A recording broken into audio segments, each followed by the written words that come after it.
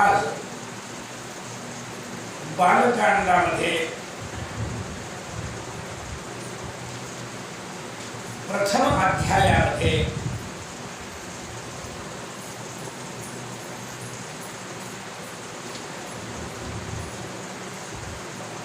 शिवपार्वती संवादातून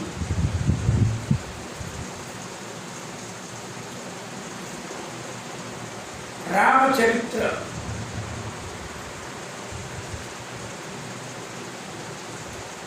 आणि रामचरित्र म्हणजे अध्यात्म रामचरित्र.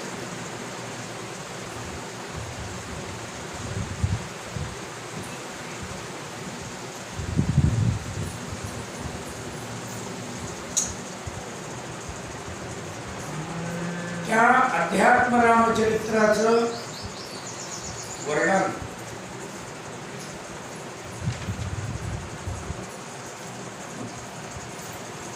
हे सूत शौनकादिक ऋषींच्या पुढे वर्णन करून सांगतात.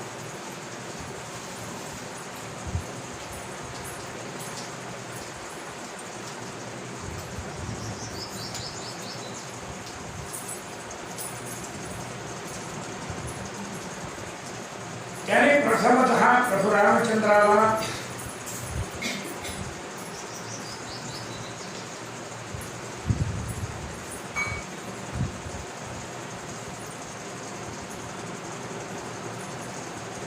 परमात्म स्वरूप कसा आहे हे सांगितलं.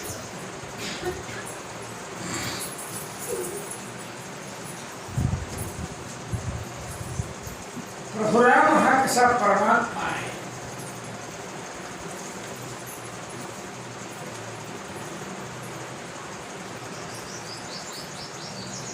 आणि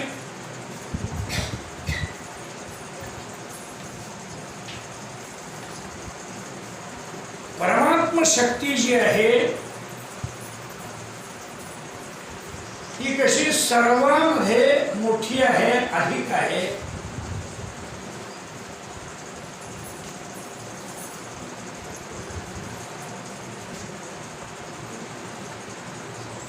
हेही वर्णन करून सांगितलं.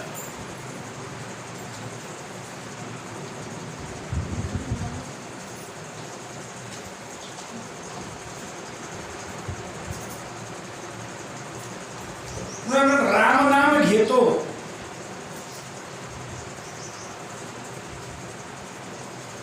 हे केवळ राजा रामाचं नाव घेतो, मनुष्याचं नाव घेतो असं डोक्यामध्ये न ठेवता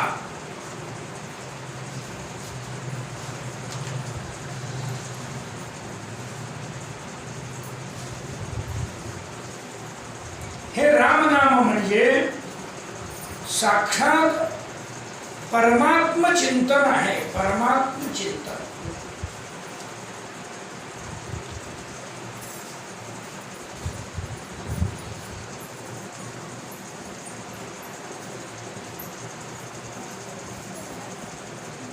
जगामध्ये अशा अनेक प्रकारच्या व्यक्ती आहेत किंवा शक्ती आहेत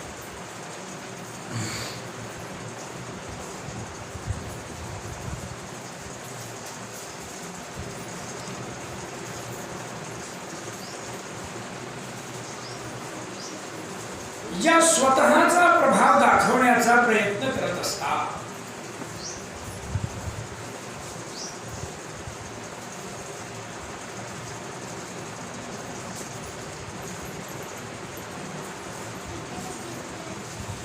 आपला प्रभाव कसा सगळ्यात जास्त आहे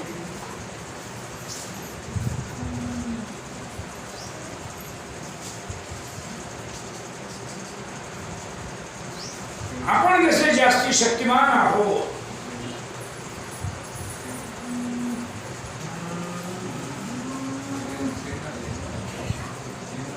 आणि नाही म्हणलं तरी त्याचा काहीतरी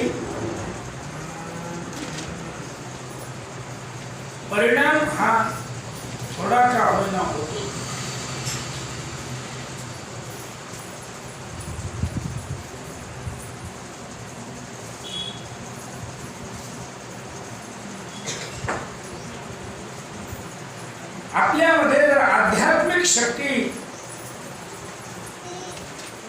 सदा सर्वदा भरून ठेवलेली असेल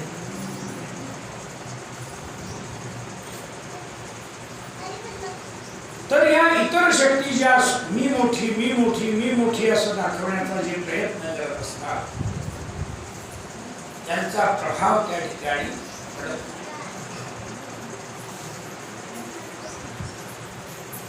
जरी प्रभाव पडण्याचा प्रयत्न जरी प्रभाव पडायला लागला तरी सुद्धा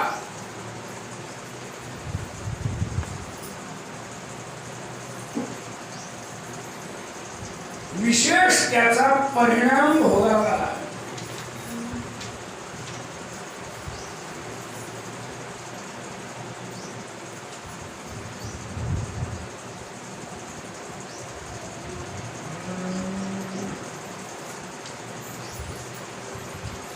म्हणून आपण सुद्धा एक विषय लक्षात घेतला पाहिजे. आपल्याला राम नाम महिमा परमात्म शक्तीचा महिमा ऐकून ऐकून अनुभवून सुद्धा माहिती आहे, पण आपण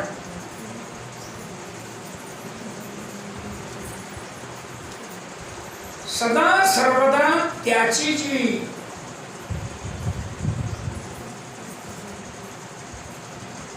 जागृतता ज्याला म्हणतात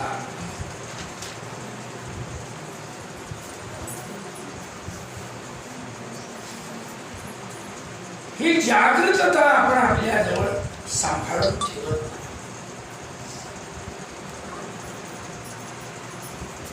आपण सुद्धा काय करत असतो, आलस्यादिक दोषांमुळे थोडेसे ढिले पडतो. त्या वेळेला त्या शक्ती आपला प्रभाव दाखवत असतात.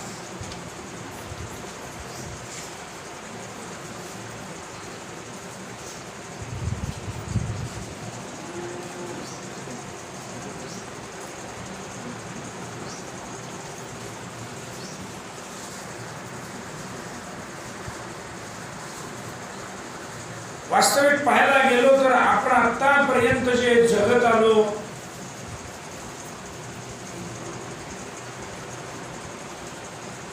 जे काही यश संपादन करत आलो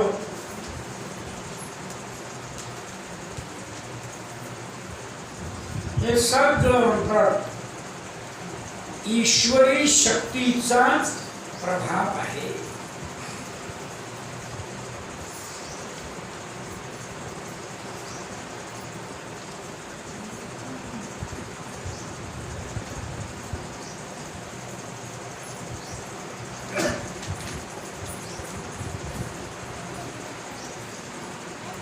तसे राम म्हणजे राम या शब्दामध्ये राम या व्यक्तीमध्ये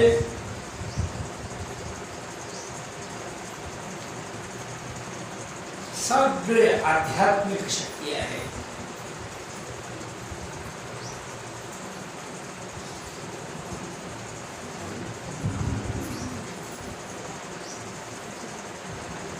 जगामध्ये जे जे काही म्हणून चांगलं आहे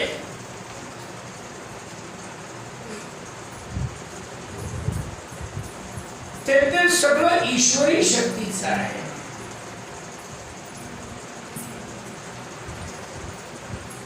आणि जे जे काही म्हणून विचित्र दिसतंय, त्रासदायक दिसतंय,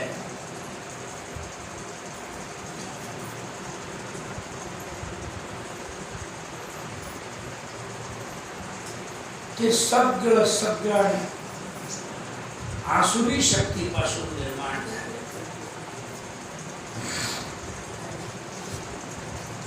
म्हणून या दोन शक्तींचा विचार नेहमी केला पाहिजे. एक दैवी शक्ती आणि एक आसुरी शक्ती. दैवी शक्ती म्हणजे राम शक्ती आणि आसुरी शक्ती म्हणजे तद्व्यतिरिक्त असणारी शक्ती.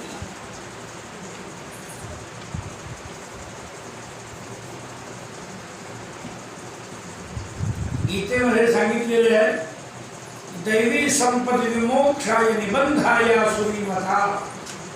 दैवी संपद विमोक्षा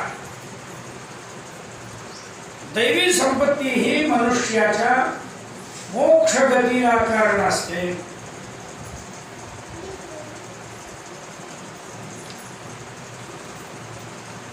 आणि निबंधा या आसुरी शक्ती ही बंधनासाठी कारण.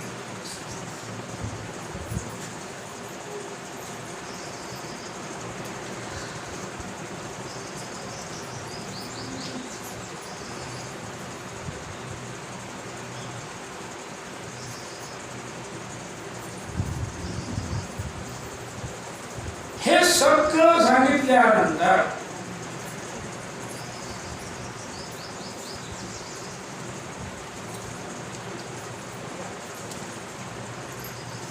या अध्यात्म रामायणाला अध्यात्म राम गंगा असं सुद्धा नाव दिलं.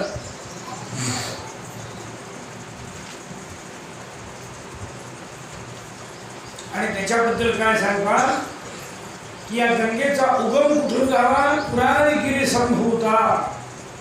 पुराणी म्हणजे भगवान शंकर रूपी असणाऱ्या पर्वतावर उगम पावलेली श्रीरामार्णव संगता श्रीराम रूपी समुद्राला जाऊन मिळालेली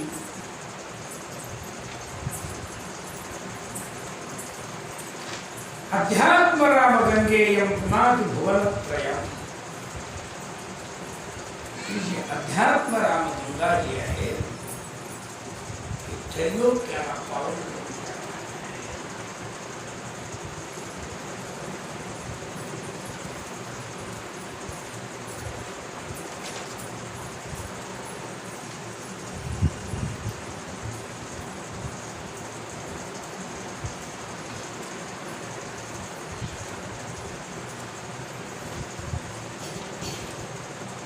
जे जे दैवी संपत्तीने युक्त आहे, दैवी शक्तीने युक्त आहे, ते सगळं कसं अत्यंत पवित्र आहे.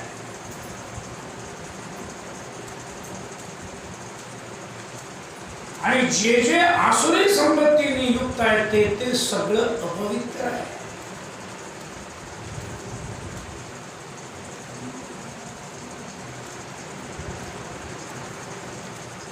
एखादा मनुष्य रस्त्याने सरळ आपल्या कामासाठी जातो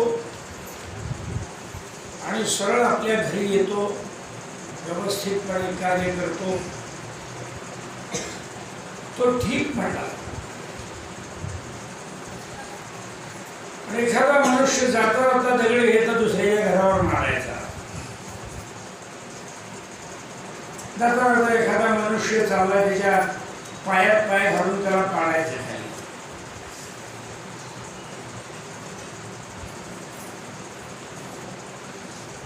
अशी सगळ्या प्रकारचे लोक असतात जगात.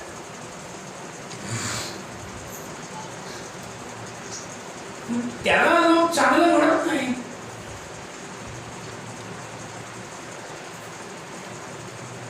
जे आसुरी वृत्तीचे लोक असतात त्याला कोणी चांगलं म्हणत नाही. पण त्याचं म्हणणं असं असतं की मला सुद्धा लोकांनी चांगलं म्हणलं पाहिजे.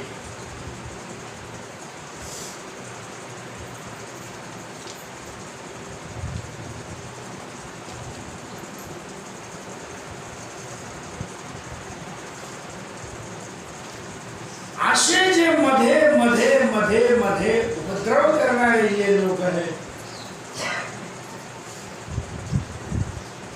ते उपद्रवी लोक सुद्धा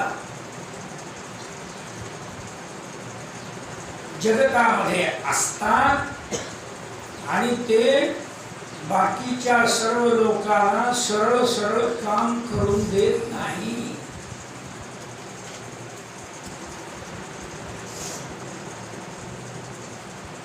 त्यांची उपद्रव शक्ती जी आहे ही ज्यांच्याकडे दैवी संपत्ती कमी असते त्यांच्यावर चालत असते.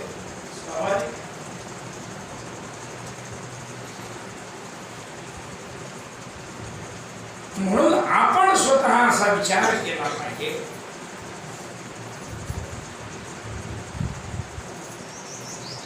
की ही दैवी संपत्ती ज्या ज्या योगी आपल्याकडे सदा सर्वदा साठून राहील, सदा सर्वदा ती आपलं रक्षण करेल.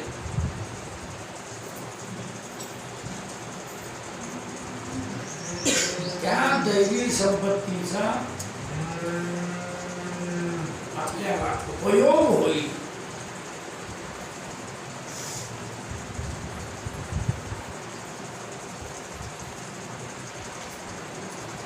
नवे नवे इतक्या प्रमाणामध्ये असायला पाहिजे की आसुरी संपत्तीचा पराभव करेल इतकी दैवी संपत्ती आपल्या जवळ असायला पाहिजे.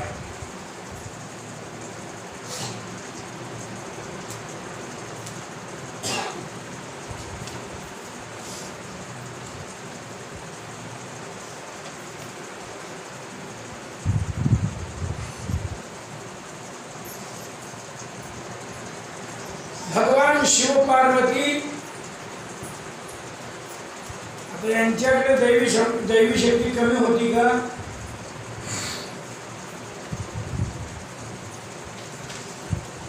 भरपूर दैवी शक्ती आहे त्यांच्यापाशी. पण तथापि भस्मासुरासारखे असुर जे आहेत हे त्यांना त्रास द्यायला गेलेच की नाही.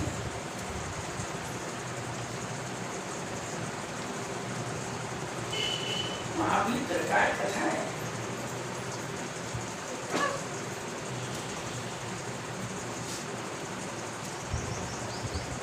आपल्याकडे अतिशय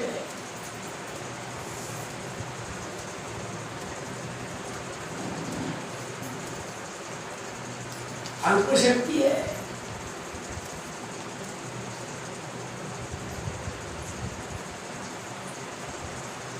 आणि ही शक्ती जर आपल्या ठिकाणी उत्पन्न व्हायची असेल तर या अध्यात्म रामगंगेमध्ये स्नान केलं पाहिजे.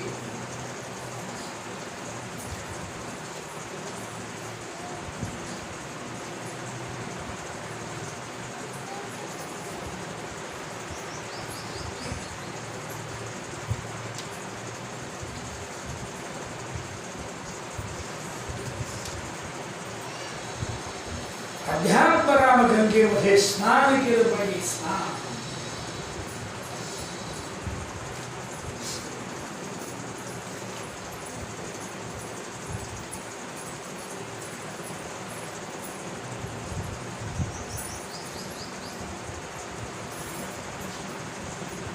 भगवान शिव पार्वतीने सुद्धा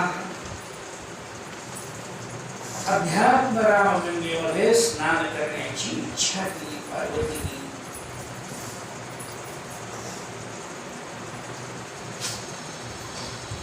आणि त्या इच्छा झालेल्या पार्वतीने भगवान शंकरांना प्रश्न विचारला.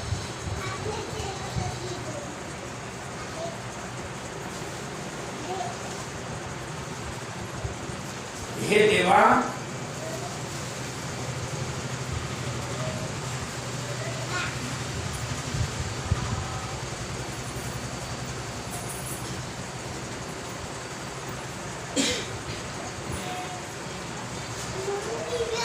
मला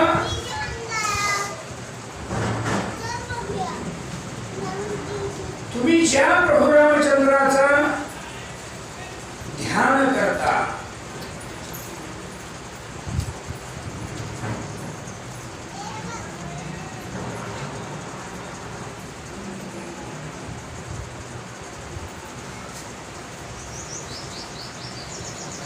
ज्याचं महत्व एवढं मोठं सांगता,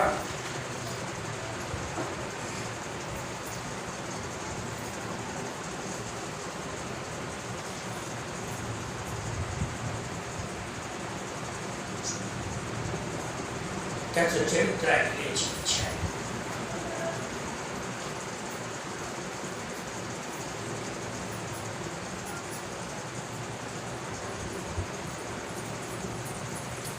खरोखरच मला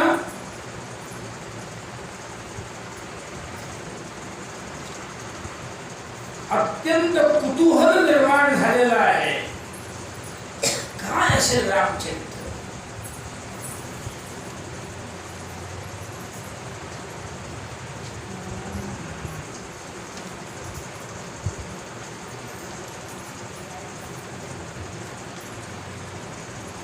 हे समजून घेण्याची इच्छा आहे.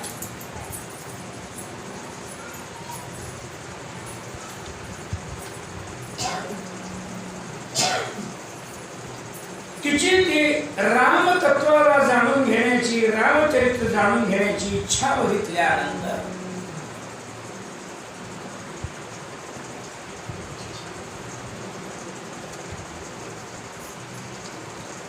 भगवान शंकराने प्रथमतः त्या पार्वतीचं अभिनंदन केलं.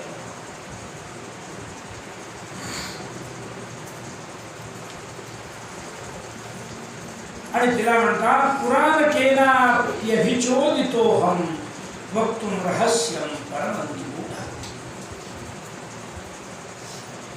आजपर्यंत मला अशा प्रकारे कुणीही प्रश्न विचारला नाही किंवा चरित्र रामचरित्र सांगण्याविषयी प्रवृत्त केलं नाही. हे आज तू कार्य केलंस.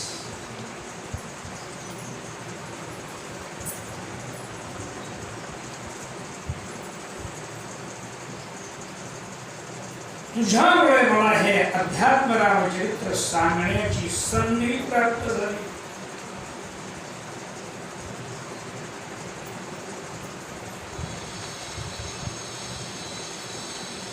मी पण स्वतःला भाग्यवान समजतो, धन्य समजतो, कारण रामचरित्र सांगायला मिळते.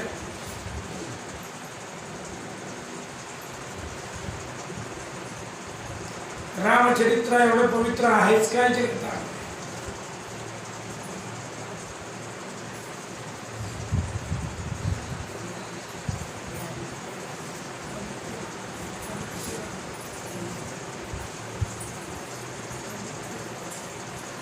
आणि रामचरित्र सुद्धा ऐकण्याची योग्यता तुझ्यामध्ये आहे.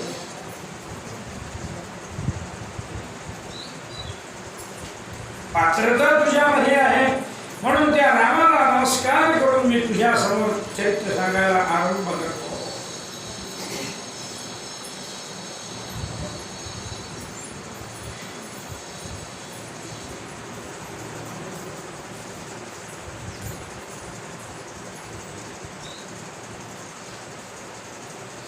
राम परात्मा प्रकृते रनादि आनंद एक पुरुषोत्तमो हि. राम हा परात्मा है, परमात्मा है.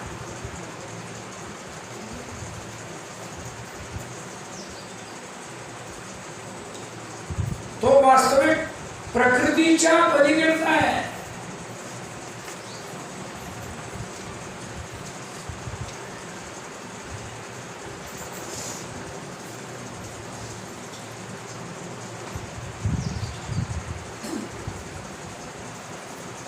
आनंद एक पुरुषोत्तमो ही. एक है, परमानंद स्वरूप है.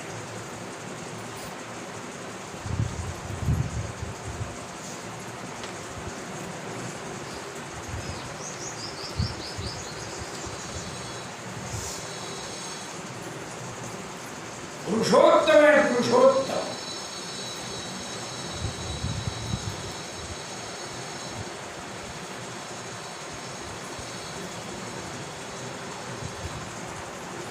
स्वमायया कृत्संविदं हि सृष्ट्वा नभोवदंतर बहिरास्थितो यः.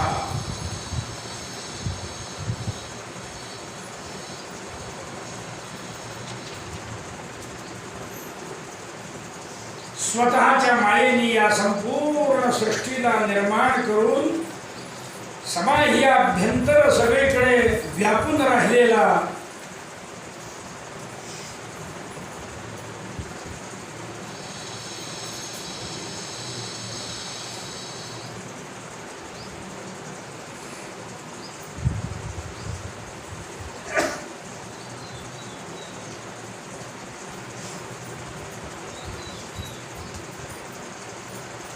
आणि सर्वांतरस्थोपि निगूढ आत्मा स्वमायया सृष्टिविदं चष्टे.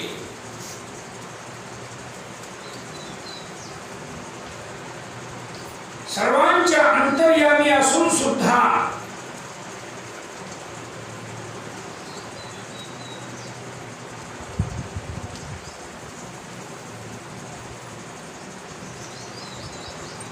आपण स्वतः निर्माण केलेल्या सृष्टीकडे पाहतो आहे.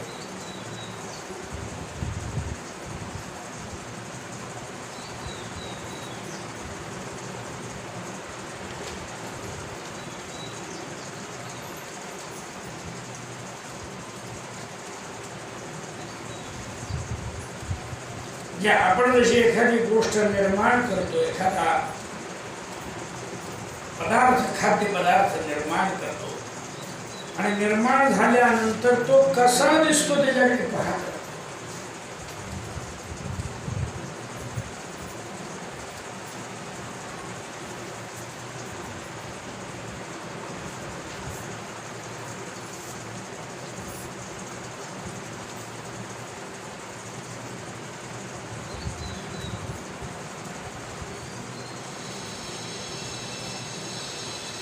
कसा छान दिसतो की नाही.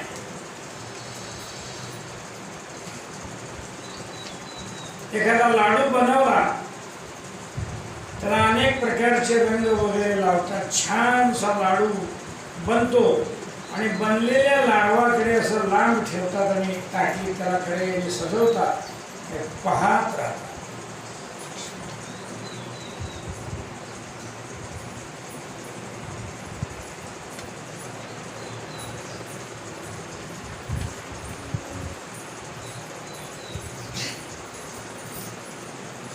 मग तेव्हा त्याच्या लक्षात येते की ही जी आपण निर्माण केलेली जी सृष्टी आहे, या सृष्टीमध्ये काय गुण आणि काय दोष आहे.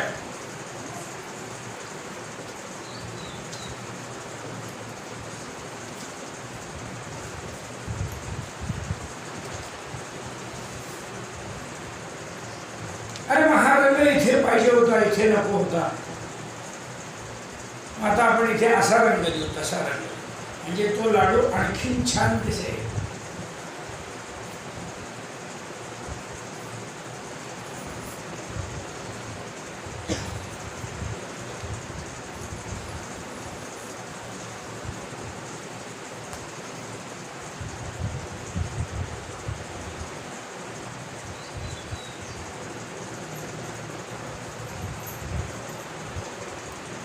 तसा राम रूपे, राम या शब्दाने ओळखला जाणारा जो परमात्मा जो आहे, सीता या नावाने ओळखल्या जाणाऱ्या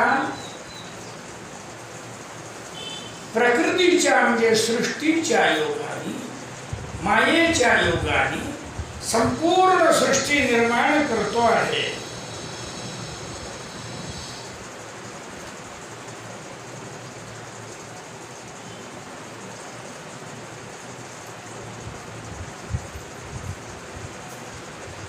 आणि त्या सृष्टीकडे असा पाहतो आहे.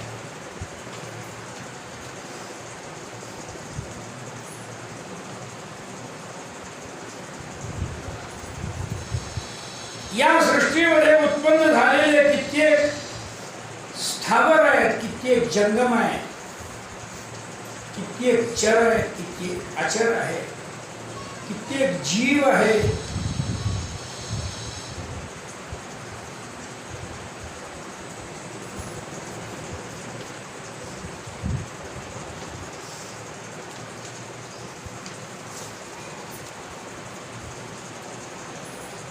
ह्यातल्या सगळ्या जीवांचा उद्धार झाला पाहिजे.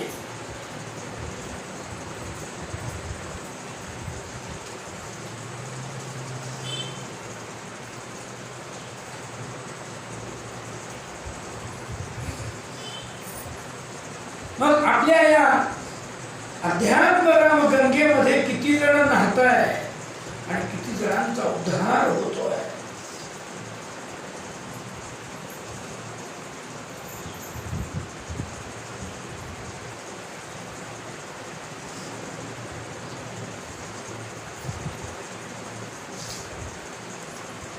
ह्या सगळ्या गोष्टीकडे रामाचं लक्ष आहे.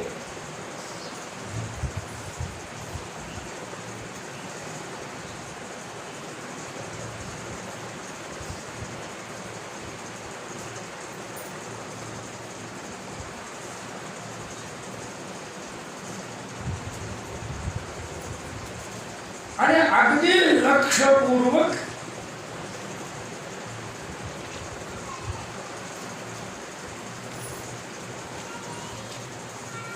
प्रभू त्या भक्तांच्या उद्धारासाठी सृष्टीमध्ये विविध प्रकारच्या साधनांची सुद्धा निर्मिती करतात.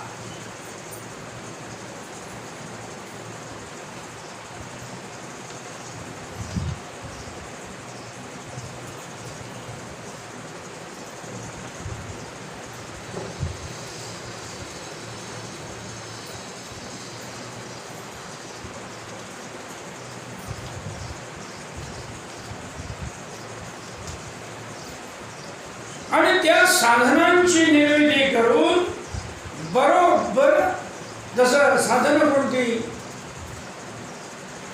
आपलं नाम आहे, आपलं चरित्र आहे,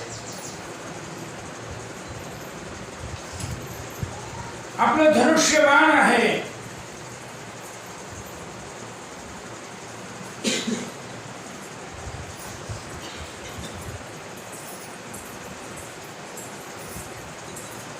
आपलं राहण्याचं ठिकाण आहे,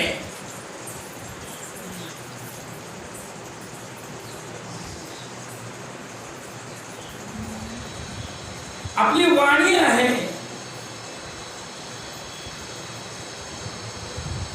हे सगळं रामाने आपल्या सगळ्या रावणापर्यंत सगळ्यांचा उद्धार करण्याकरता सगळ्यांना अध्यात्म राम गंगेमध्ये स्नान घालून त्यांचा कल्याण करण्याकरता.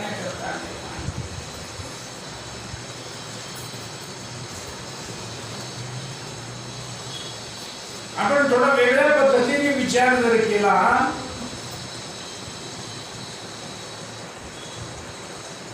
तर रामाने संशोधन केलेलं आहे की जगताचं कल्याण कशाने हो.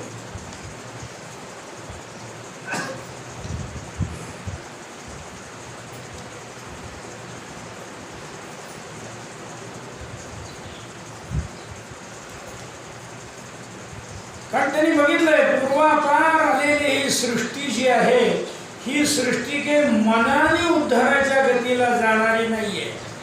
क्वचित क्वचित एखादा हजारो करोडो लोकांमध्ये एखादी व्यक्ती अशी असते जी राम नामाच्या उच्चारणाने सद्गतीला प्राप्त होईल स्वभावतः.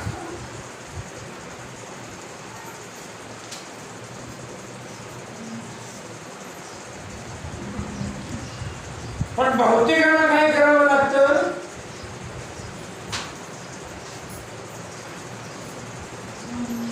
बुडबुड काढा. काय करावं लागतं, अरे ही नदी आहे, हे पाणी आहे, हे अत्यंत पवित्र आहे, ह्याच्यामध्ये स्नान केल्याने पापनाश होतो, मग विधिवत स्नान कर. नाही कळत, काय करावं लागतं, त्याला घालायचं, पाण्यात बुडवायचं आणि काढून घ्यायचं.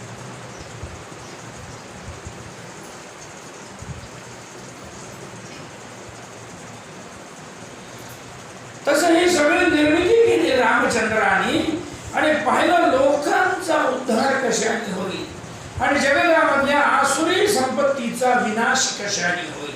कारण त्रासदायक आहे ती आसुरी संपत्ती आहे आणि सुखदायक आहे ती दैवी संपत्ती आहे.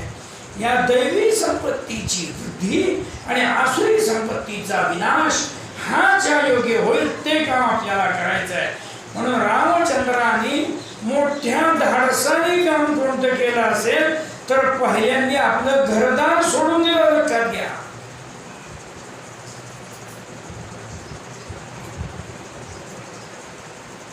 मी, माझी पत्नी, माझी आई, माझी वडील, माझी मुलं बाळ, माझी प्रजाजन, माझा राजवाडा, माझं राज्य, माझी खुर्ची, माझी सत्ता, असं जर करत रामचंद्र बसले असते तर हे काम रामाला जमलंच नसतं. मग रामायण वाचायची प्रवृत्ती कुणाला झाली नसते. यावरून आणखीन एक अर्थ स्पष्ट होतो की जी जी माणसं हे माझं माझं माझं माझं माझं करून संसाराला कवटाळून बसलेली असतात, चिकटून बसलेली असतात, ती माणसं कदापि रामासारखी आपलं महत्व वाढवणारी नसतात, सामान्य किडे मकोड्यांच्या सारखी असतात.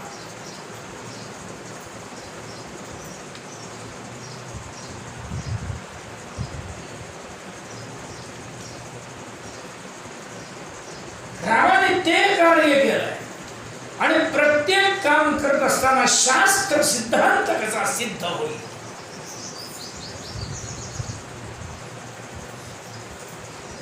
राज्याभिषेकाच्या निमित्ताने घरामध्ये कलह सुरू झाले, सर्व त्याग केला, ते वनवासामध्ये निघून गेले. निमित्त काय ठेवलं?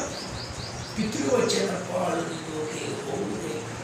पितृवचन आपल्या वडिलांचं वचन शास्त्र आहे. हाऊस म्हणून पिकनिकला जातो म्हणून गेलं नाही का?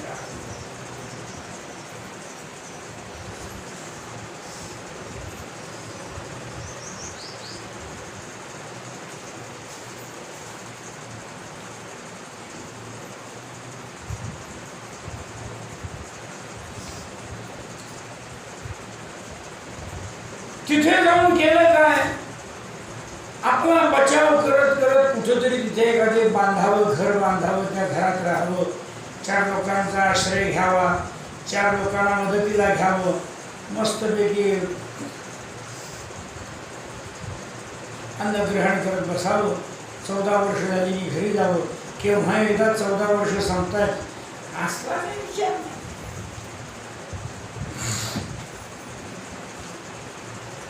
जसं आपल्यातले लोक नोकरदार लोकांचं पाहायला मिळते,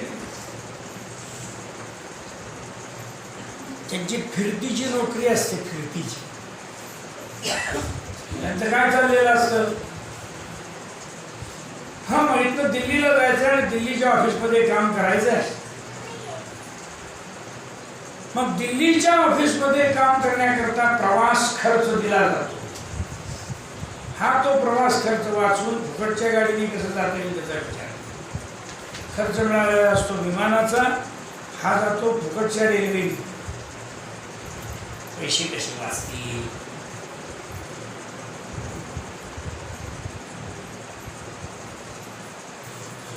तिथे गेल्यानंतर उत्कृष्ट अशा हॉटेलमध्ये राहण्याची, जेवण्याची व्यवस्था व्हावी इतके पैसे, दररोज 1000 रुपये जेवण्यासाठी, राहण्यासाठी. 1000 मी बोललो, 5000 सुद्धा असतील, तो भाग वेगळा. हे काय करायचं? तिथं कोण आपल्या मित्र कोणी आहे का, मित्राचा पाहुणा आहे का, आणि कोण आहे का, आणि कोण आहे का बघायचं, त्याला गाठायचं, त्याच्याशी फोन करायचे आणि तिथे जाऊन राहायचं 1-4 दिवस. त्या 1000तले 500 रुपये कसे वाचतील ते बघायचं. बरं, हा दिल्लीला काम करतोय म्हणून एवढा पगार साताऱ्यात काम करण्याच्या पेक्षा चौपट पगार असतो बरं का. परगावी सगळं घरदार सोडून हा कामाला गेला म्हणून याच्यासाठी पैसा जास्त. साताऱ्यात जर 2000 रुपये पगार असेल तर तिथे 8000 रुपये. हा सर्व त्याग करून गेलाय आमच्या ऑफिसचं काम करायला.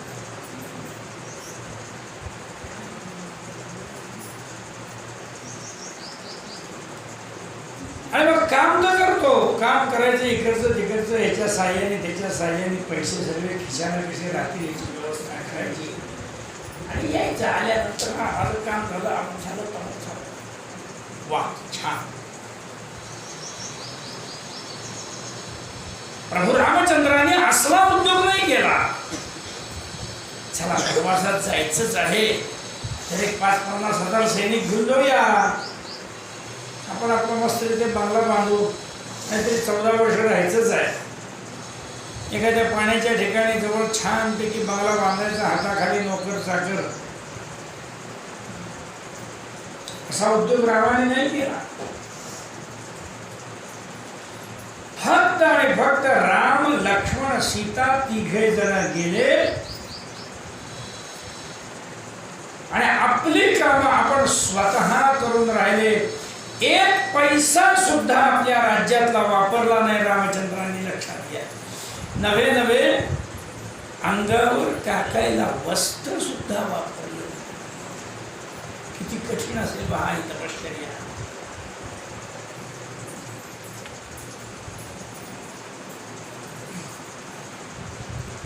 आणि कशासाठी केलं हे?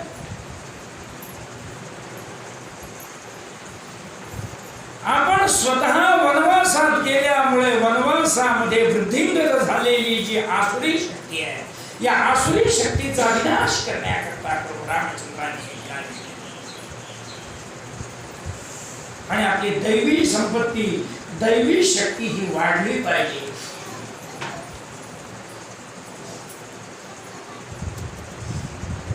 रानावनामध्ये राहणारी, त्या त्या गावामध्ये जनपदामध्ये राहणारी जी काही प्रजा आहे,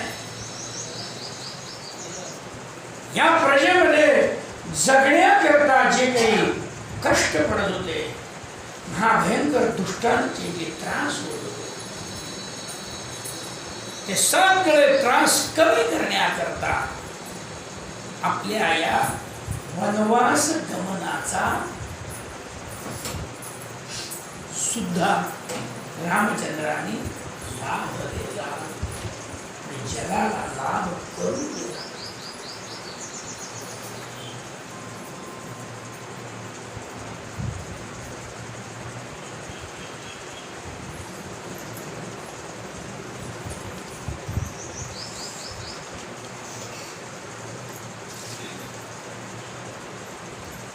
असं हे रामचंद्राचं चरित्र आहे, दिव्य आहे. याला कोणत्याही बाजूने बघा,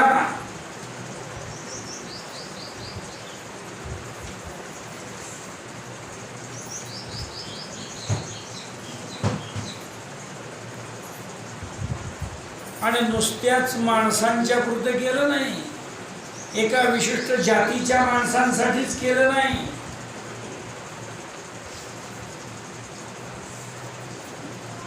माणसांच्यासाठी केलं, पशुपक्ष्यांच्यासाठी केलं, वानरांच्यासाठी केलं, असुरांच्यासाठी काम केलं. जे जे त्या वेळेला रामचंद्राच्या सहाय्याकरता आपल्या रामाच्या बरोबर आले, त्या सगळ्यांच्यासाठी कार्य करून रामचंद्रांनी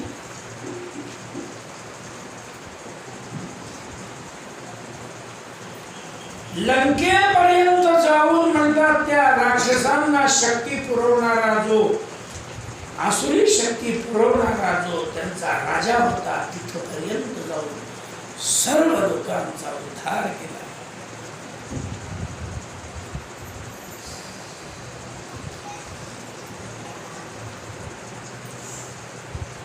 कालच पाहिलं, आज त्या लंकेवरती फार मोठे संकट नाही.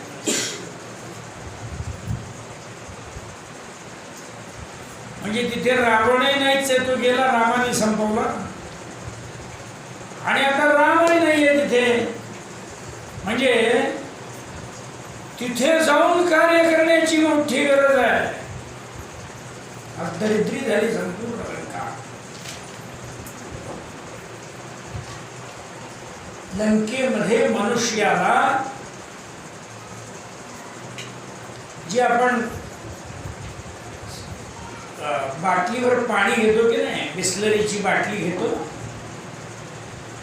ती बाटली 10 रुपये, 15 रुपये, 20 रुपयापर्यंत मिळत असेल तर तिथे 100-200 रुपयाला मिळते.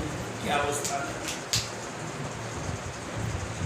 अन्नान्न दशाच आहे, अन्नान्न दशा. कालच पाहिलं ती, काय आश्चर्य वाटलं. जी वस्तू 5 रुपये 10 रुपयाला मिळाली ती 100 रुपये गरीबाला मिळतच नाही. त्यांनी उपाशी मरायचं.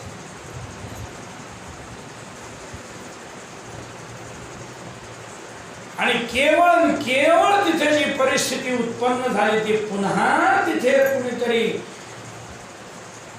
एक वंशातली सगळी माणसं राज्यकारभार पाहणारी आहेत. त्या एक वंशातल्या राज्यकारभार पाहणाऱ्या राक्षसी वृत्तीच्या माणसात हे पुन्हा कोणीतरी राम म्हणून तिथे जायला.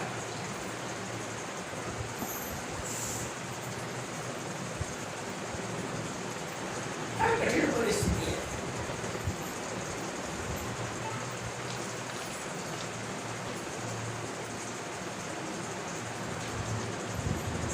प्रभू रामचंद्रांनी अशी ठिकठिकाणी निर्माण झालेली जी परिस्थिती होती ती सगळी परिस्थिती बदलून टाकली.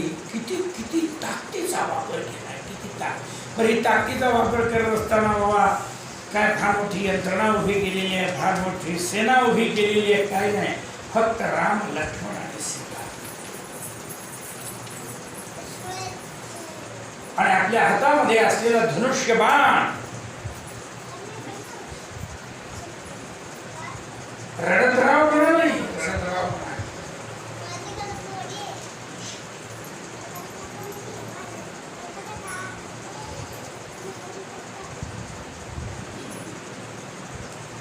असे हे प्रभुराम राजनैतिक पद्धतीने विचार केला तरी सुद्धा रामाचं आयुष्य हे अत्यंत, रामाचं चरित्र हे अत्यंत आपल्याला मार्गदर्शक. आध्यात्मिक पद्धतीने विचार केला तर ठरतोच ठरतो, प्रश्नच नाही.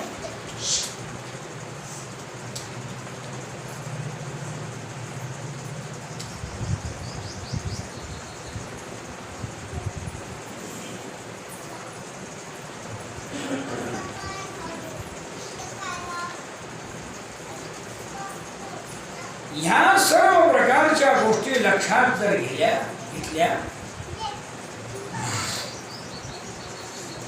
तर रामचरित्र जे आहे हे कसं त्यावेळेला असलेल्या प्रजाजनांना लाभदायक ठरलं. आणि इतकं केलं रामचंद्रांनी की नुसती माणसांच्यावर, पशुपक्ष्यांच्यावर नव्हे, स्थावर जंगम सगळ्यावरती आपल्या नावाचा ठसा उमटवला.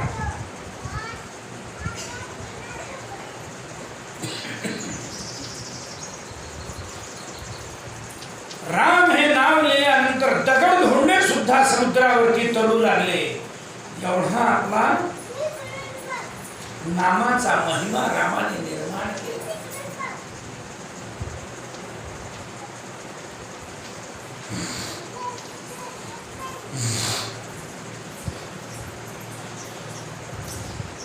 त्या प्रभू रामाच्या तत्वाचं ज्ञान जे आहे हे प्रभू रामचंद्र या वेळेला राज्याभिषेक झाल्यानंतर आपल्या राजसिंहासनावरती बसले त्यावेळेला त्यांच्या आज्ञेने सीतेने हनुमंताला सुद्धा रामतत्व सांगितलेलं आहे. आणि सांगताना सांगितलं का एक श्लोकात पाहूया आपण. रामो न गच्छति न तिष्ठति नानुशोचत्याकांक्षते त्यजति नो न करोति किंचित् आनन्दमूर्तिरचलः परिणामहीनो माया गुणाननुगतो हि तथा विभाति.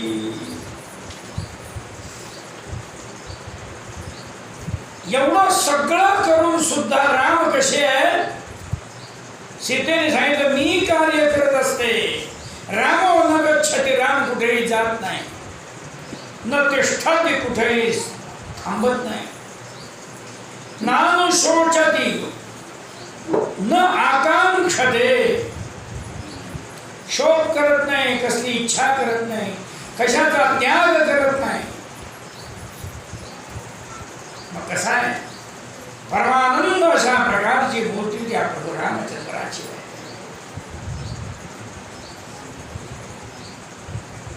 त्याच्यावर कसल्याही प्रकारचा परिणाम होत नाही. आढळ आहे माया गुणानुगतो हि तथा विभाति.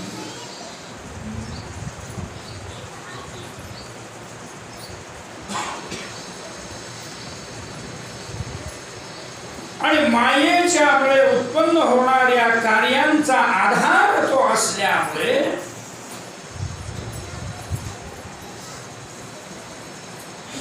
मायेच्या कार्याप्रमाणे तो स्वतःच कार्य करतो. अशा प्रकारे फक्त वास्तविक तो काही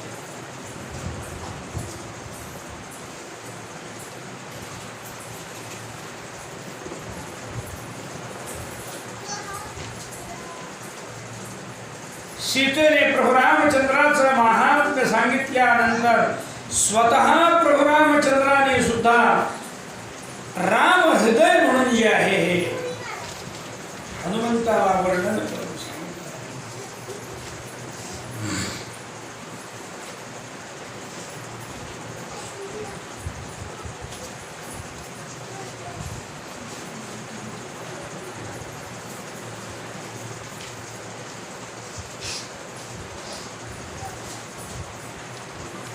की ज्याच्या योगाने मनुष्य सकल पातकातून मुक्त होतो.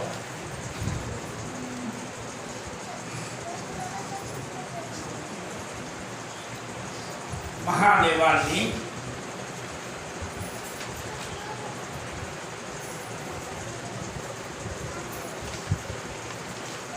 पार्वतीला सांगितलंय तत्ते विहितं देवी श्रीराम हृदयं मया अतिगुह्यतमं हृदयं पवित्रं पापशोधनां. हे राम हृदय रामाने हनुमंताला सांगितलेलं मी तुला सांगितलंय. राम कसा आहे? परमात्मा आहे. तो काही कार्य करत नाही. कार्य ही माया करत असते.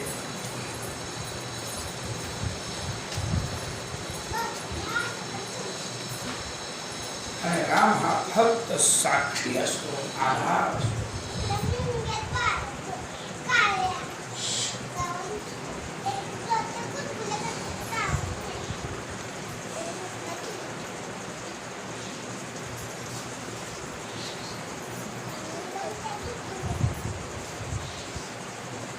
साक्षात् रामेण कथितं सर्व वेदांत संग्रहं यः पठेत् सततं भक्त्या समुक्तो नात्र संशयः.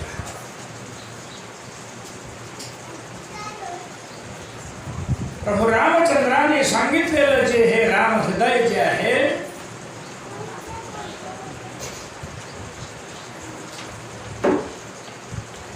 जो कोणी मनुष्य पठण करतोय तो निष्पाप होतोय.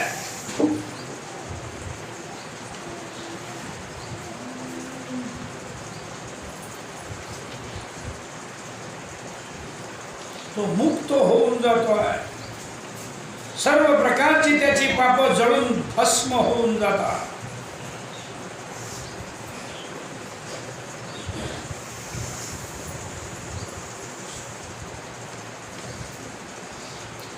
असा सगळा विषय ह्या ठिकाणी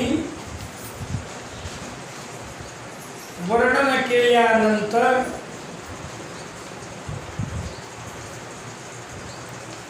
रामतत्वाचा विचार करणारी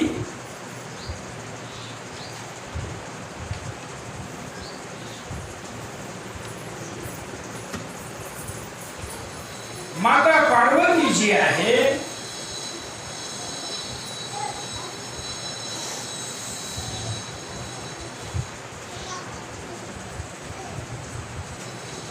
ही पार्वती भगवान शंकरांच्या समोर बोलतेय, महाराज संक्षेपतः रामाचं चरित्र तुमच्या मुखातून आम्ही ऐकलं. आम्हाला सविस्तर रामचरित्र ऐकण्याची इच्छा आहे.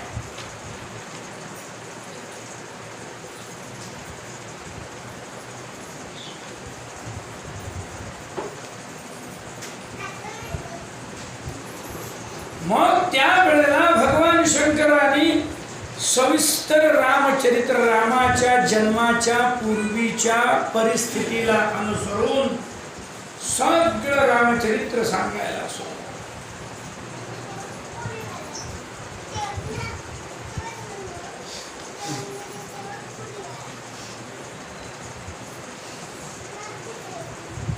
आता दोन गोष्टी पहा.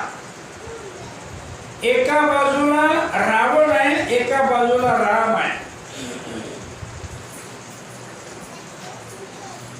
रावणाचं राज्य राज्य जे आहे हे त्रैलोक्यामध्ये स्वर्ग भूलोक पाताळ सगळीकडे रावणाचं राज्य आहे.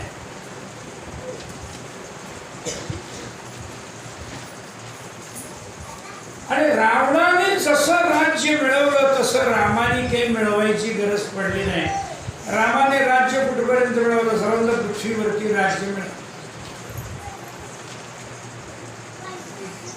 लौकिक दृष्टीने पाहायला गेलं तर रावणा एवढं काही राज्य रामाचं नसेल, परंतु थोडंसं आणखी अलौकिक दृष्टीने जर विचार केला तर अनंत कोटी ब्रह्मांड नायक राजाधिराज प्रभू रामचंद्र महाराज असं म्हणलं तरी काय.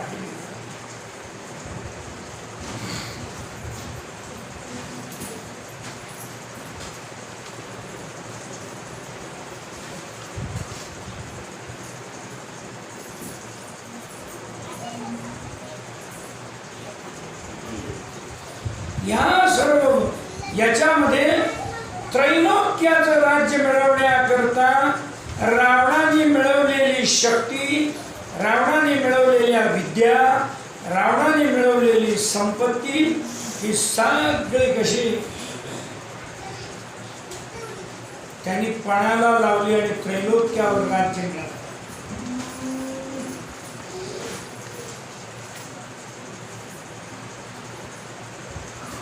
पण रामाने जगतामध्ये आपल्या नावाचा ठसा उमटवण्याकरता म्हणून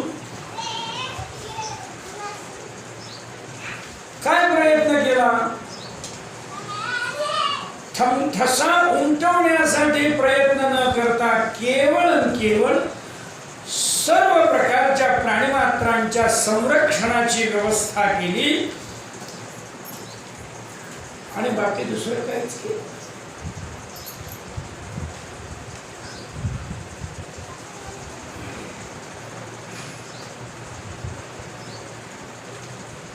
त्यामुळे आज रामभक्त जगतामध्ये भरपूर झाले, रावण भक्त एकही नाही.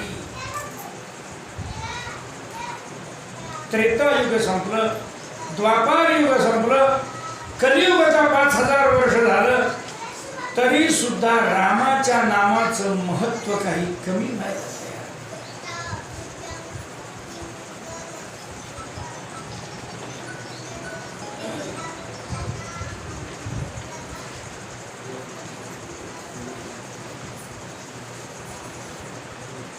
रामाने संपत्ती गोळा करण्यासाठी काहीही प्रयत्न केला नाही, सत्ता मिळवण्याकरता काहीही प्रयत्न केला नाही, 1% सुद्धा नाही.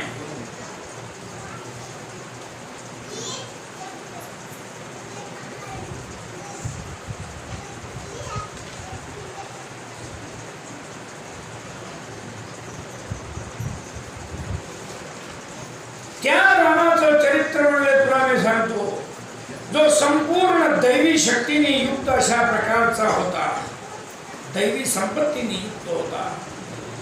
आणि एका बाजूला रावण हा आसुरी संपत्तीने युक्त होता. या त्रैलोक्याचे अधिपती दोघे आहेत आणि त्या दोघांच्या एकूण दृष्टांतातून काय दिसते आपल्याला की प्रभू रामचंद्रांनी दैवी शक्तीचा विजय कसा जगतामध्ये निर्माण केला आणि आसुरी शक्तीचा पराभव कशा पद्धतीने झाला हे पाहण्यासारखे. आणि यावरून असे सिद्ध होत आहे की दैवी शक्ती ही धर्मशक्ती आहे आणि आसुरी शक्ती ही अधर्म शक्ती आहे. नेहमी धर्मशक्तीचा विजय होतो आणि आसुरी शक्तीचा पराजय होतो हे पाहण्यासाठी.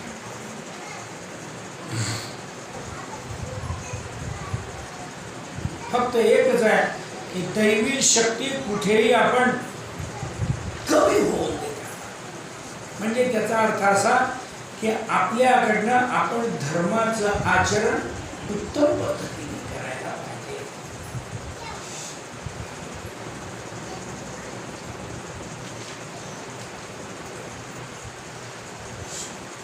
त्यात आपण कमी पडतो हे लक्षात घ्या.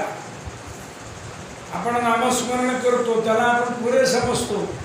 आपण आणखीन काय घरातल्या देवाची पूजा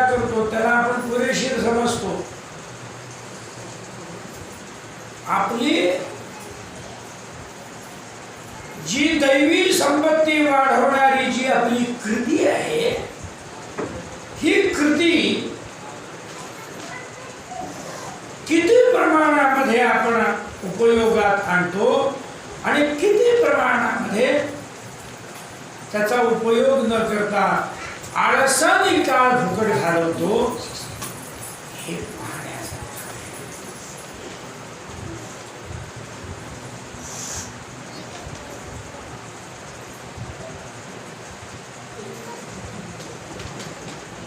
आणि प्रभू रामचंद्र जे आहेत, याने आळसामध्ये आपला काळ अजिबात घालवला नाही.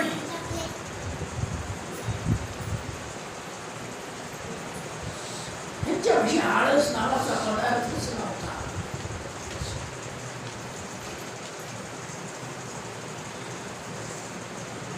रावणाने एवढी संपत्ती जमा करण्याकरता 7,000 वर्ष घालवली.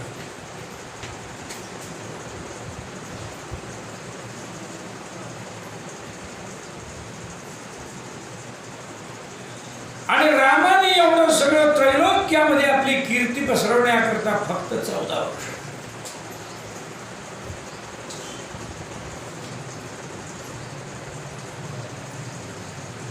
सध्याच्या भाषेत बोलायचं म्हणजे कोणतं तंत्रज्ञान वापरलं असेल.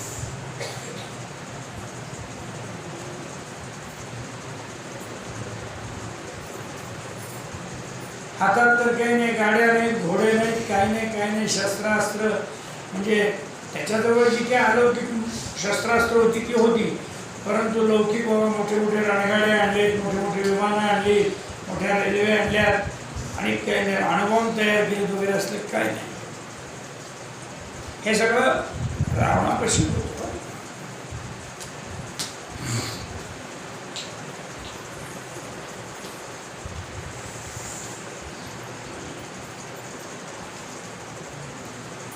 म्हणजे ही गोष्ट पहिल्यांदा बाजूला ठेवली पाहिजे की लौकिक दृष्टीने आपल्या जवळ प्रचंड संभार निर्माण केला म्हणजे आपण जगतामध्ये फार मोठे विजयी होतो किंवा जगतामध्ये यशस्वी होतो असं सांगता येत नाही. याउलट आपण ज्या पद्धतीने चाललेलो आहोत ती बाजू धर्माची असणं अत्यंत महत्त्वाचं.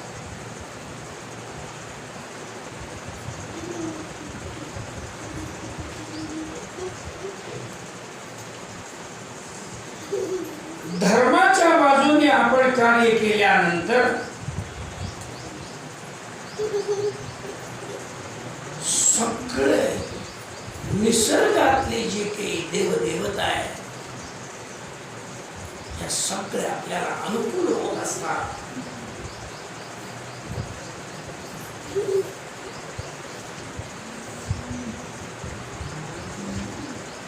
हे धर्माचं महत्व आहे.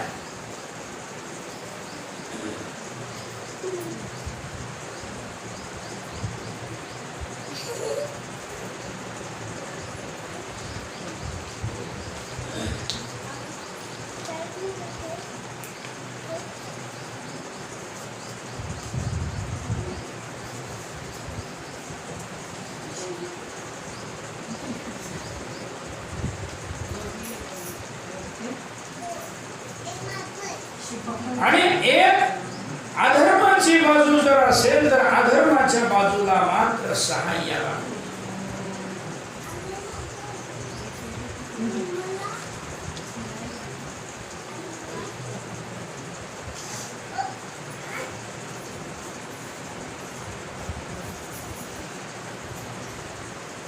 हे सगळं म्हणाले धर्माच्या आधारावर चालतंय, धर्माच्या आधारावर. आणि धर्मशक्ती हीच दैवी शक्ती आहे.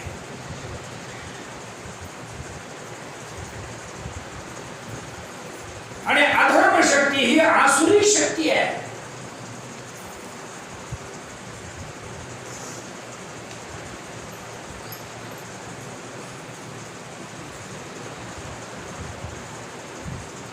मग भगवान शंकराने हे सगळं पार्वतीला सांगितलं. पार्वतीने विचारलं मला चरित्र ऐकायची इच्छा आहे त्यावेळेला शंकर भगवंतांनी त्रेता युगातल्या परिस्थितीचं वर्णन केलं.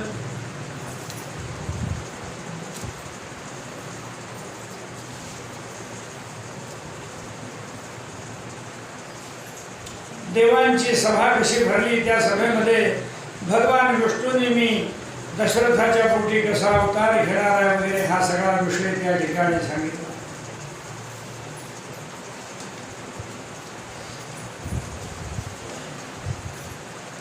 दशरथ आणि कौशल्याच्या पोटी मी कसा जन्म घेतो आहे हे सांगून भगवान अंतर्धान पावले. आणि मग देवांना सगळ्या वानराची भालूंची रूप घ्यायला सांगितली ब्रह्मदेवाने.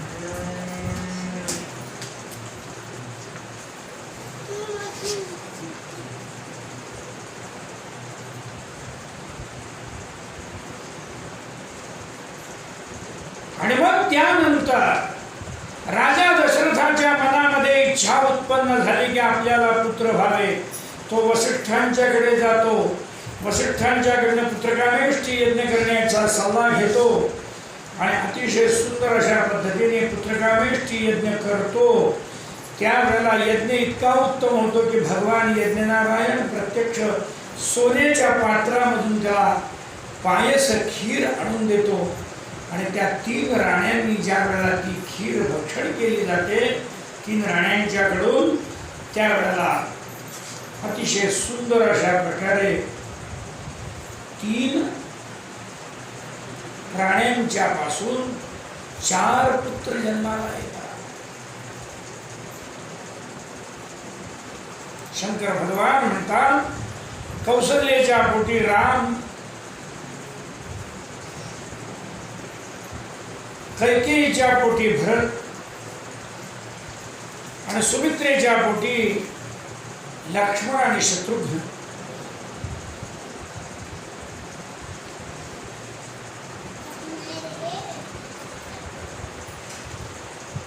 आणि मग तिथे रामचंद्राचा ज्या वेळेला जन्म होतो, शंखचक्र गदा कमळ धारण केलेले प्रभू राम समोर दिसतात, भगवान विष्णू समोर दिसतात. त्यावेळेला अनेक प्रकाराने कौशल्याने त्याची स्तुती केलेली आहे. आणि मग कौशल्याच्या प्रार्थनेवर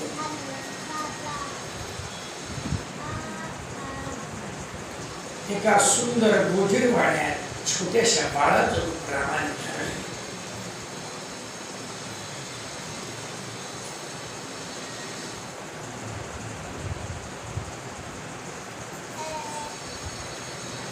दशरथाला ह्या सगळ्या गोष्टी समजतात.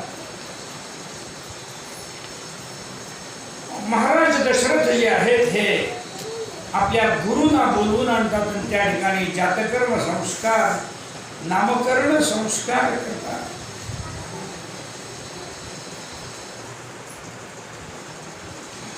कसं नाव ठेवलंय?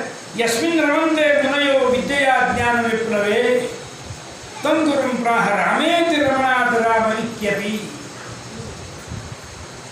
तो सगळ्यांना रमवणार आहे. जो सगळ्यांचं भरण पोषण करणार आहे म्हणून त्याचं नाव भरत ठेवलंय. आणि चांगल्या लक्षणांनी युक्त असल्या कारणाने त्याचं नाव लक्ष्मण ठेवलंय. आणि शत्रूंचा काळ असल्यामुळे त्याचं नाव शत्रुघ्न.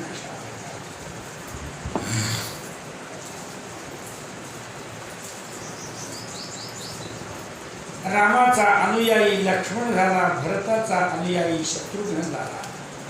पायसाच्या भागानुसार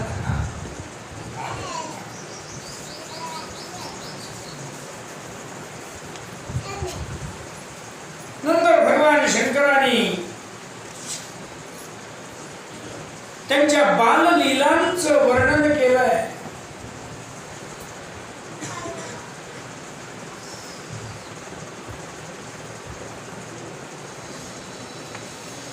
आणि मग यथायोग्य आयुर्मर्यादा झाल्यानंतर उपनीता वसिष्ठेन सर्व विद्या विशारदाः धनुर्वेदेच निरता सर्व शास्त्रार्थ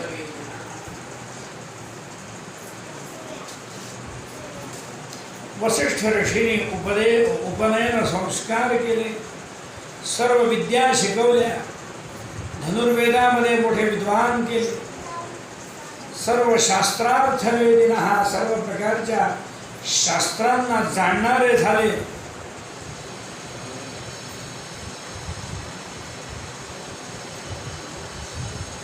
नेहमी रामाची सेवा करणारा लक्ष्मण असायचा आणि भरताची सेवा करणारा शत्रुघ्न असायचा.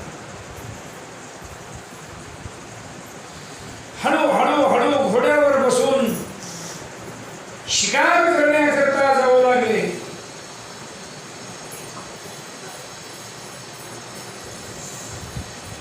आणि शिकार करत असताना सुद्धा उगीच कुठल्याही प्राण्याची शिकार नव्हे. हत्वा दुष्ट मृगान सर्वान पित्रे सर्वण्य वेदयत. दुष्ट पशु जे होते, दुष्ट प्राणी, त्यांची शिकार केली जाते आणि सगळं आपल्या वडिलांच्या समोर आणून देतात. 1% सुद्धा लोक नाही देतात, 1% सुद्धा लोक.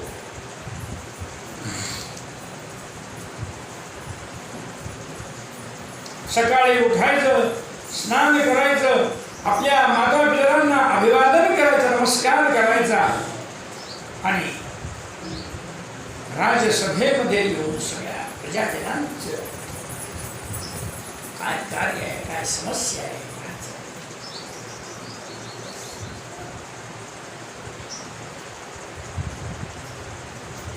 उत्तमोत्तम धर्मशास्त्रांचा अभ्यास, नीतिशास्त्रांचा अभ्यास,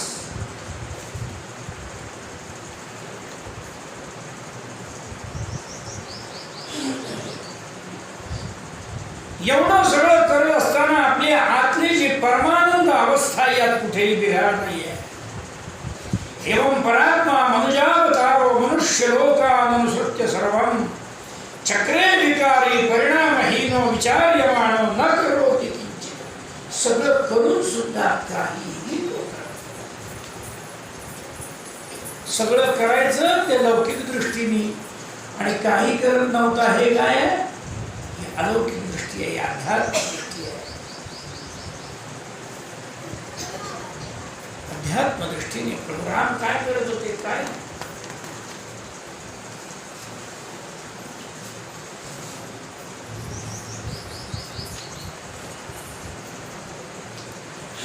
महादेव म्हणतात.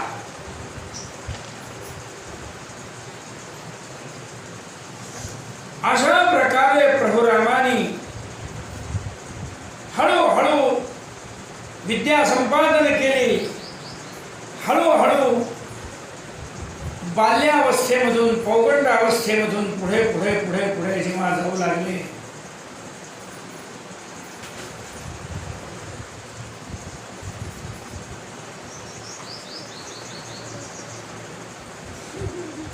तेव्हा विश्वामित्रांचं आगमन काय होत आहे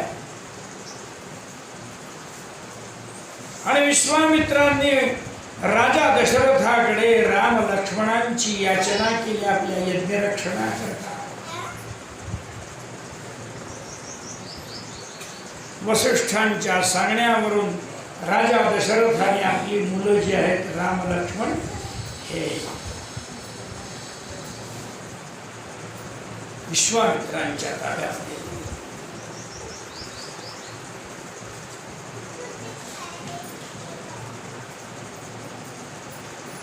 विश्वामित्र घेऊन निघाले.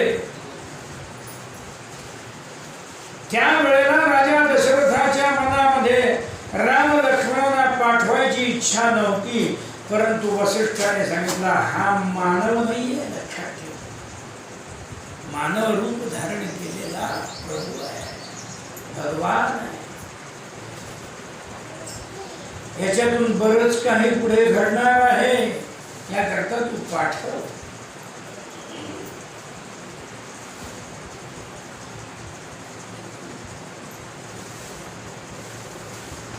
मग ह्या सगळ्या गुप्त गोष्टी सांगितल्यानंतर राजा दशरथाने त्यांना पाठवलं.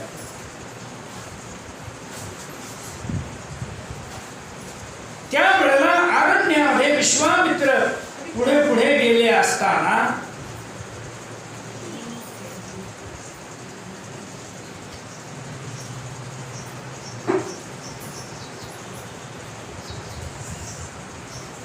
एका ठिकाणी बसलेले आहेत.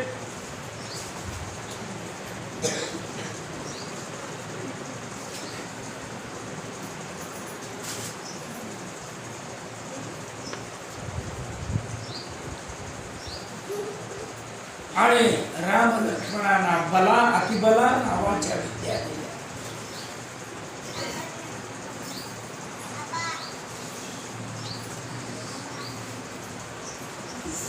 या बला अतिबला विद्या ज्या आहेत या विद्यांचं वैशिष्ट्य काय आहे? आज कुठं मुक्त झाल्या तुला छोट्या विद्या.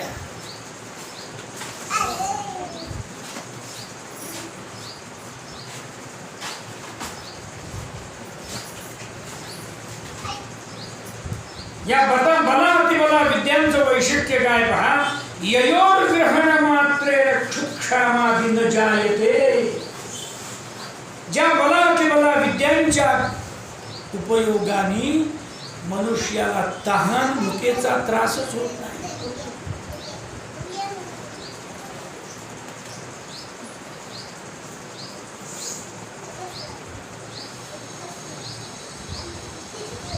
म्हणजे जणू काही वनवासामध्ये हा जाणार आहे आणि याला तहान भुकेचा त्रास होऊ नये म्हणूनच जणू काही विश्वामित्राने याला बला अतिबला विद्या दिल्या.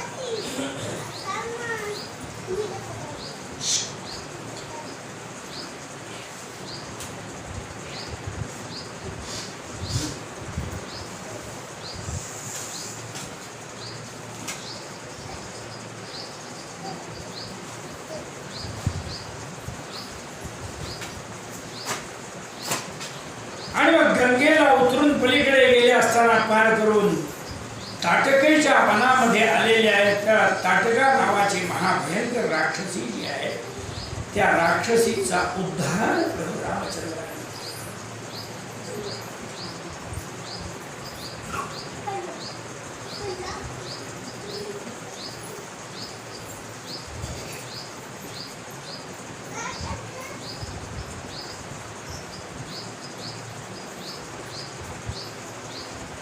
रामाच्या बाणाने ज्या वेळेला तिचा प्राण जाण्याचा प्रसंग आला त्यावेळेला ती मूळ यक्षिणीच्या स्वरूपामध्ये प्राप्त झालेली आहे. आणि रामाला नमस्कार करून प्रदक्षिणा घालून एवढंच नव्हे त्या रामाला पुढच्या कार्यासाठी सुद्धा तिने फार मोठे आशीर्वाद दिले, शुभेच्छा दिली. नत्वा रामं परिक्रम्य गता रामाज्ञया दिवाम. रामाच्या आज्ञेने स्वर्गामध्ये निघून गेली ताटका नावाची राक्षसी.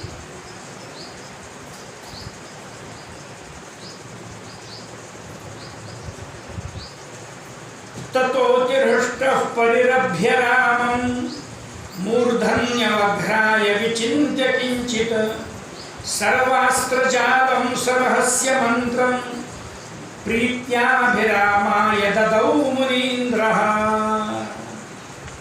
त्या ताटकेचा वध करून ताटकेचा उद्धार केलाय सगळं विश्वामित्राने पाहिलं आणि विश्वामित्रांच्या मनामध्ये रामाविषयी एवढं प्रेम निर्माण झालं की प्रभू रामचंद्राला त्याने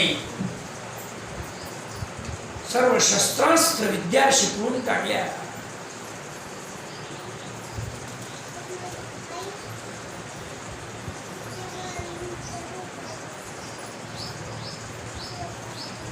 तिथून पुढे म्हणाले आपल्या कामाश्रमामध्ये गेलेले आहेत विश्वामित्र.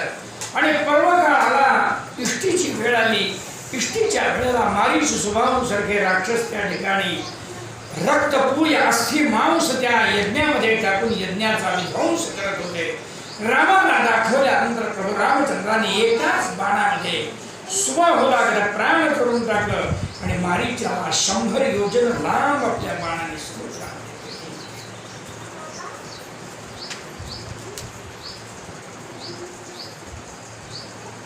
पर्वकाळी अमावास्या पर्वकाळ, पौर्णिमा पर्वकाळ, या पर्वकाळामध्ये अग्निहोत्र इष्टी आपल्या इथे असते की नाही अशी विश्वामित्रांच्याकडे सुद्धा असत होती.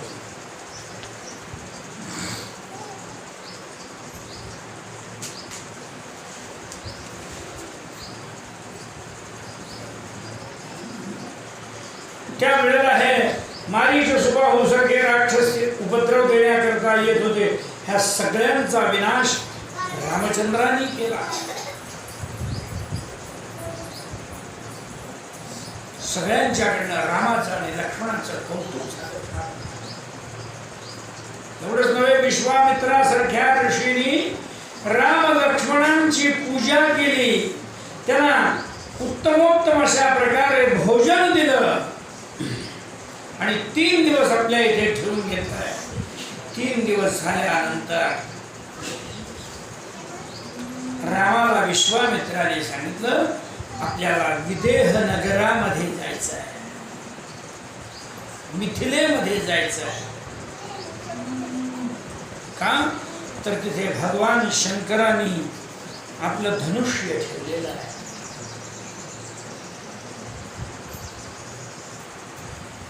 ते धनुष्य जो उचलून त्याला प्रत्यंचा चढवेल त्याला माझी कन्या देणार असं सांगितलं आहे. तो त्या ठिकाणी महोत्सव चालू आहे. तो महोत्सव पाहण्याकरता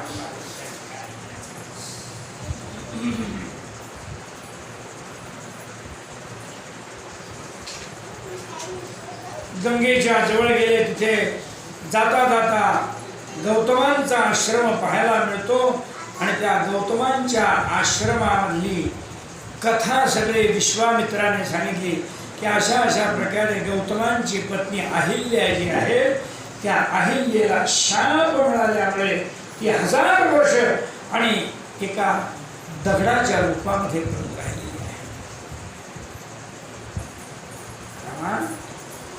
तुझ्या पायाच्या धुळीच्या स्पर्शाच्या अपेक्षा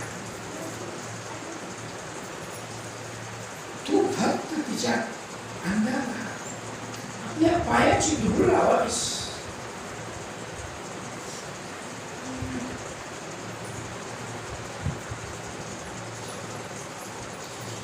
विश्वामित्रांच्या सांगण्यावरून प्रभू रामचंद्रांनी फक्त आपला पाय त्या दगडाला लावला.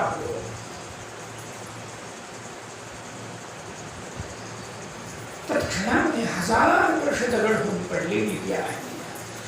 एक स्त्री त्या ठिकाणी प्रगट झाली आणि त्या प्रगट झालेल्या स्त्रीने आपलं रूप दाखवल्याबरोबर रामचंद्र लांब सरकला. प्रभा कसं आहे बघा, आपल्या पायाच्या धुळीने उतरून गेलेल्या बाईचा दृष्टांत समोर बघितल्यानंतर एखाद्याला केवढा गर्व व्हायला पाहिजे. रामचंद्राला गर्व नाही. रामचंद्राने तिथून बाजूला सरकून नमस्कार केला त्या स्त्रीला.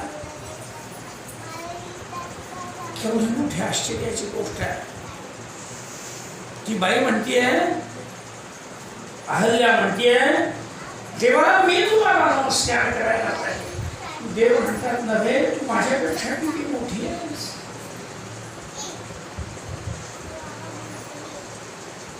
केवढी मोठी पतिव्रता आहेस, सती आहेस. माझा पाय तुझ्या अंगाला लागला, क्षमस्व अपराधम, नमस्कार.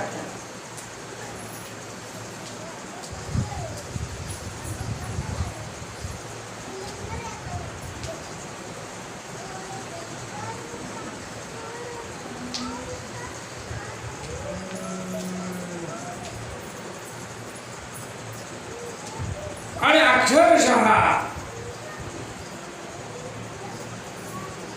इंद्राने हा उपद्रव केलेला होता. त्या इंद्राला तर शाप मिळालेच. अहिल्या 1000 वर्षपर्यंत शिळेच्या रूपामध्ये पडली. अहिल्या शिळा राघवे मुक्त केली, पदी लागता दिव्य होऊन गेली. जया वर्णिता शीर्णयी वेदवाणी, नुपेक्षी कदा रामदासाभिमानी.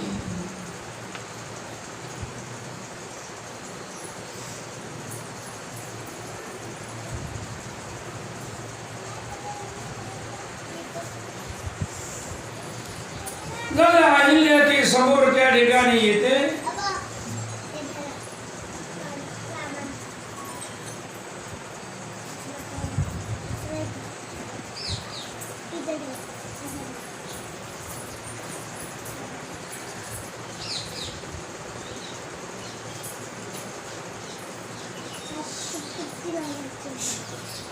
आणि मग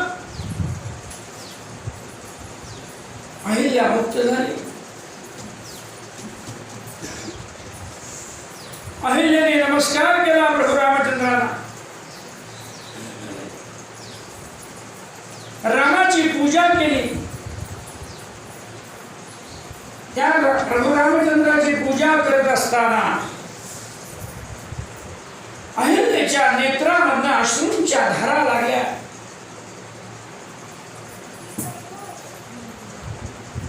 आणि तिचा कंठ सुद्धा दाटून आला. हृदय कसं भरून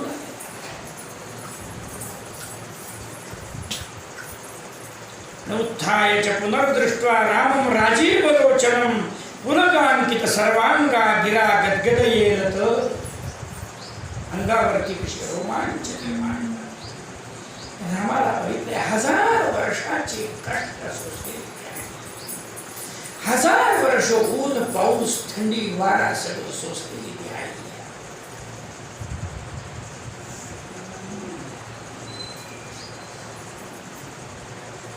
प्रभू रामचंद्राची प्रार्थना करते. अहो कृतार्थास्मि जगन्निवासते पादाब्ज संलग्न रजः कणादः स्पृशामि यत्पद्मज शङ्करादिभिः विमृग्यते रन्धितमानसैः सदा. अहो विचित्रं तव रामचेष्टितं मनुष्यभावेन विमोहितं जगत् चलस्य जस्रं चरणादिवर्जितः संपूर्ण आनंदमयोति मालिका.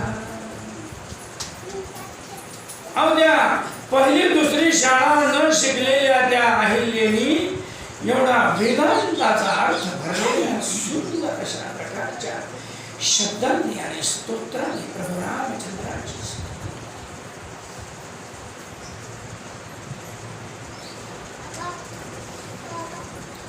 यत्पाद पंकज पराग पवित्र गात्रा भागीरथी भवविरिंचि मुखान् पुनाति साक्षात् स एव मम दृग्विषयो यदास्ते किं वर्ण्यते मम पुरा कृतभागधेयम्.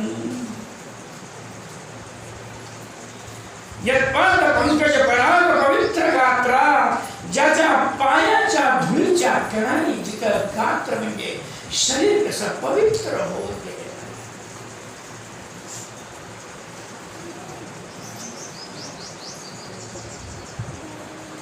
एवढंच नव्हे, भागीरथी भवविरिंचि मुखान् पुनाति.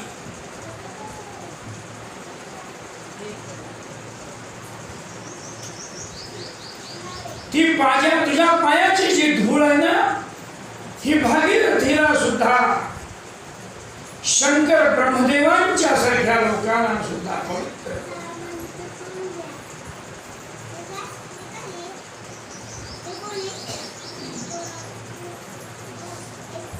साक्षात् स एव मम दृग्विषयो यदास्ते. अरे ज्याच्या पायाची धूळ एवढी परम पवित्र आहे, तो आज प्रत्यक्ष माझ्या समोर आहे. मम दृग्विषयः मम दृग्विषयः किं वर्ण्यते मम पुरा कृतभागधेयम्. माझ्या पूर्वीच्या भाग्याचं काय, केवढं माझं परम पवित्र अशा प्रकारचं भाग्य. म्हणून या प्रभू रामाचं दर्शन मला झालं.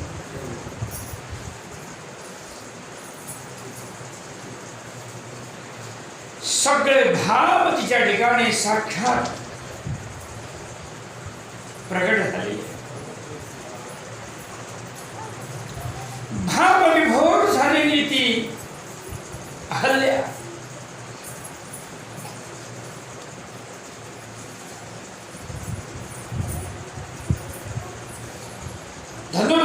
पद्म विशाललोचनं भजामि नित्यन्न परान् भजिष्ये. अरे अशा परम पवित्र रामा, तुझ्याशिवाय मी दुसऱ्या कुणाला सुद्धा भजण्याची इच्छा करतो.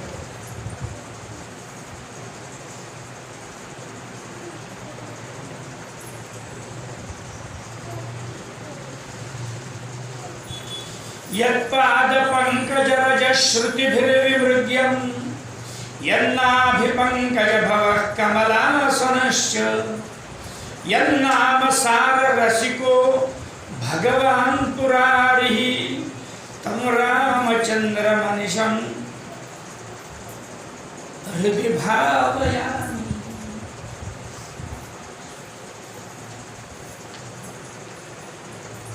यत्पादपङ्कजरजः श्रुतिभिर्विवृध्यम्. अरे वेद सुद्धा ज्याच्या पायाच्या धुळीचा शोध घेत असतात.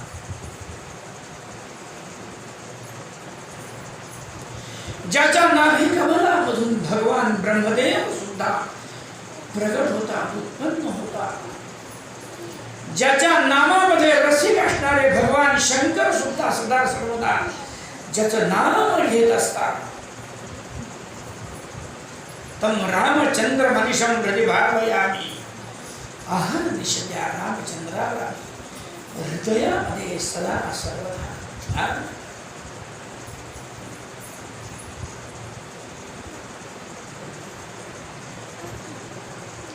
केवढी भक्ती आहे त्या अहिल्याची प्रभू रामचंद्रा.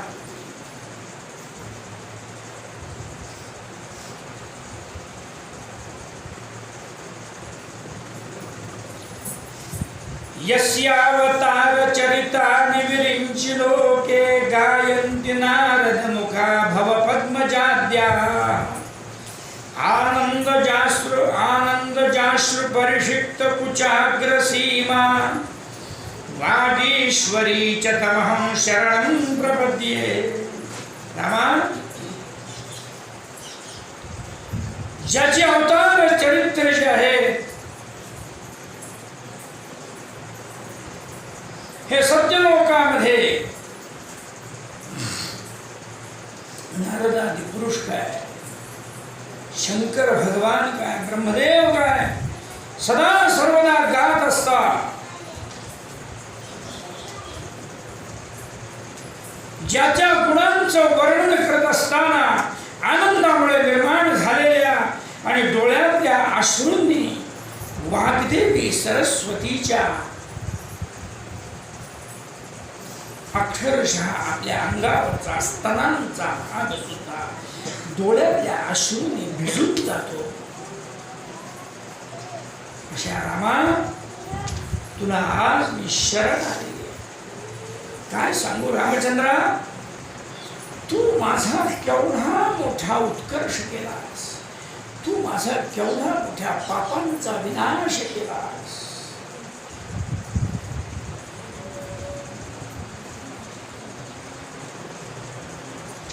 वास्तविक तू परब्रह्म परमात्मा असून सुद्धा मायेचा आश्रय करून अशा प्रकारचा देह धारण करतोस.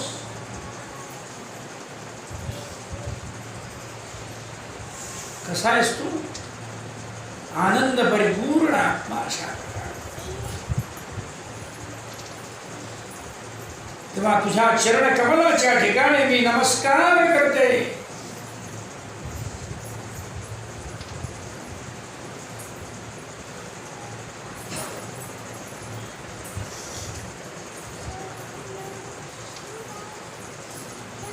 प्रभू रामचंद्राच्या मूळ स्वरूपापासून सगळ्याच आणि त्या भक्त अहिल्ये, पतिव्रता असणाऱ्या अहिल्ये असं वर्णन संपूर्ण प्रभू रामचंद्राच्या तत्व अध्यात्म स्वरूपाचं वर्णन.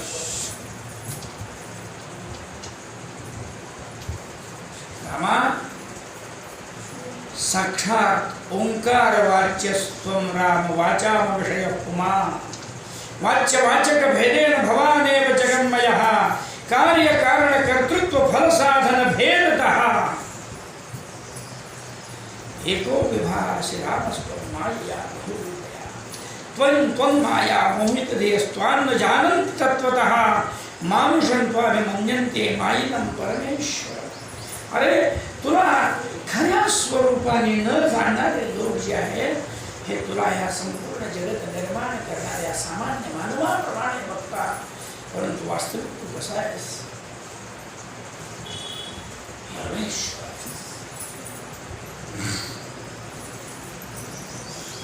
आकाशाप्रमाणे सर्वत्र व्यापून राहणार शुद्ध बुद्ध अव्यय अशा प्रकारचं तुझं मूळ स्वरूप आहे रामा। किती वर्णन करू तुझं, किती वर्णन? अरे शेवटी मी एक अशिक्षित असणारी एक स्त्री आहे। अहल्या म्हणते मी अशिक्षित असणारी एक स्त्री आहे। योषिन मूढ़ाहमत्र योषिन मूढ़ाहम अज्ञाते तत्त्वं जाने कथं प्रभो।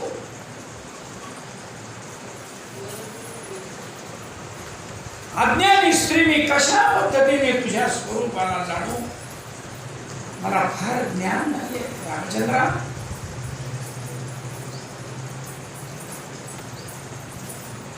म्हणून तुला मी एक सांगते, तस्मात् ते शतशो राम नमस्कुर्यामनन्यधीः। बस माझ्याकडचे शब्द संपले।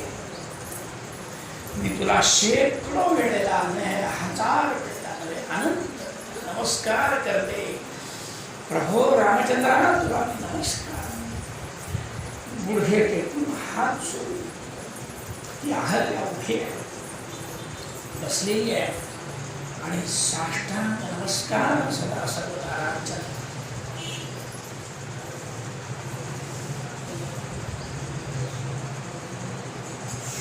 रामा एक प्रार्थना करते रे तुला।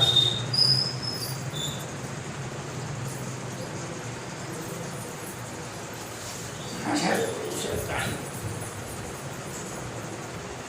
तुला देण्यासारखे राजोपचार माझ्याजवळ नाहीये।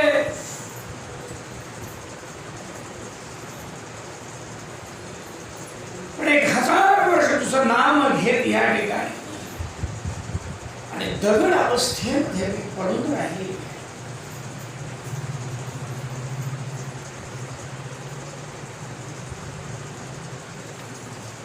आता मला तुझ्या कृपेने माझ्या पतिदेवांची सेवा करण्याकरता जाण्याची संधी मिळणार आहे रे रामा। तेव्हा एकच तुला मी प्रार्थना करते, त्वत्पाद कमले सक्ता भक्तिरेव सदा।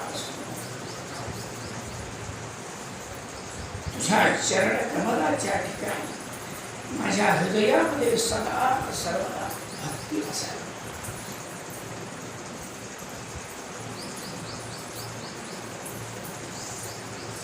जिथे पाहिजे तिथे तुझे चरण मला दिसले। तुझ्या चरणाविषयी माझ्या हृदयातली भक्ती तिळ मात्र सुद्धा कमी होता कामा नये रामा। मला सदा सदा सदा सर्वदा सर्वत्र सगळीकडे तूच दिसला पाहिजे।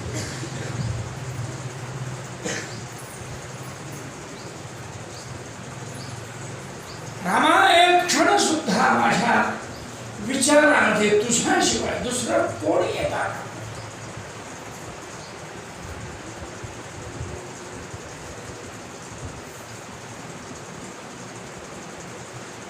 नमस्ते पुरुषाध्यक्ष नमस्ते भक्तवत्सल नमस्ते ऋषिकेश नारायण नमोस्तुते।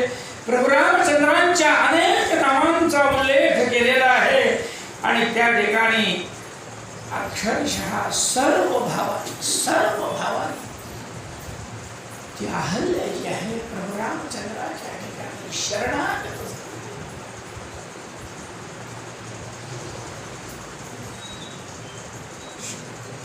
प्रभू रामचंद्राच्या व्यतिरिक्त त्याला काहीच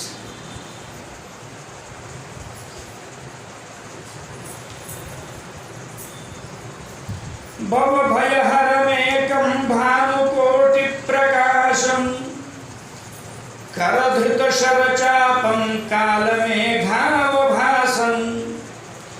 कनक रुचिरवस्त्रं रत्नवत् कुण्डलाढ्यं कमलविशदनेत्रं सानुजं रामीडे. रामाचं वर्णन केलंय.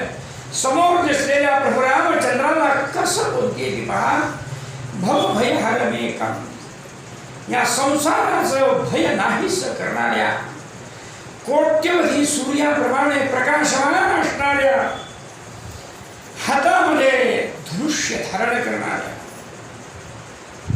आणि काळ्या मेघाप्रमाणे ज्याची कांती अशा प्रभू, पीतांबर धारण केलेल्या, कनक रुचिर वस्त्रम रत्नवत कुंडलाढ्यम, रत्न धारण केले, रत्नांनी युक्त अशा प्रकारची कुंडल कानामध्ये घातलेल्या आणि कमल विशाल नेत्रम, कमळाप्रमाणे अत्यंत विशाल नेत्र असणाऱ्या प्रभू रामचंद्रा सानुजम रामवीडे, आपल्या अनुजाला लक्ष्मणाला बरोबर दिसणार घेणाऱ्या रामचंद्रा, तुला माझे कोटी कोटी प्रणाम, तुझी मी स्तुती करते. आणि मग उठली आहे ती आणि उठून तिने रामचंद्राला प्रदक्षिणा घातली, साष्टांग नमस्कार केला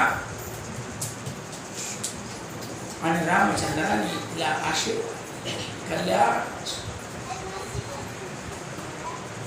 मग ती आपल्या गौतमांच्या सेवेसाठी, आपल्या पतिदेवांच्या सेवेसाठी म्हणून सानुज्ञाता ययौपतेम, रामचंद्राची आज्ञा घेऊन त्या पतिदेवांच्याकडे.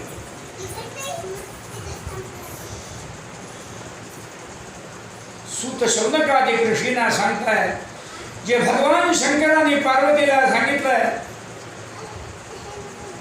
अहल्यया कृतं स्तोत्रं यः पठेत् भक्ति संयुतः समुच्यते खिलैः पापैः परं ब्रह्माधिगच्छति.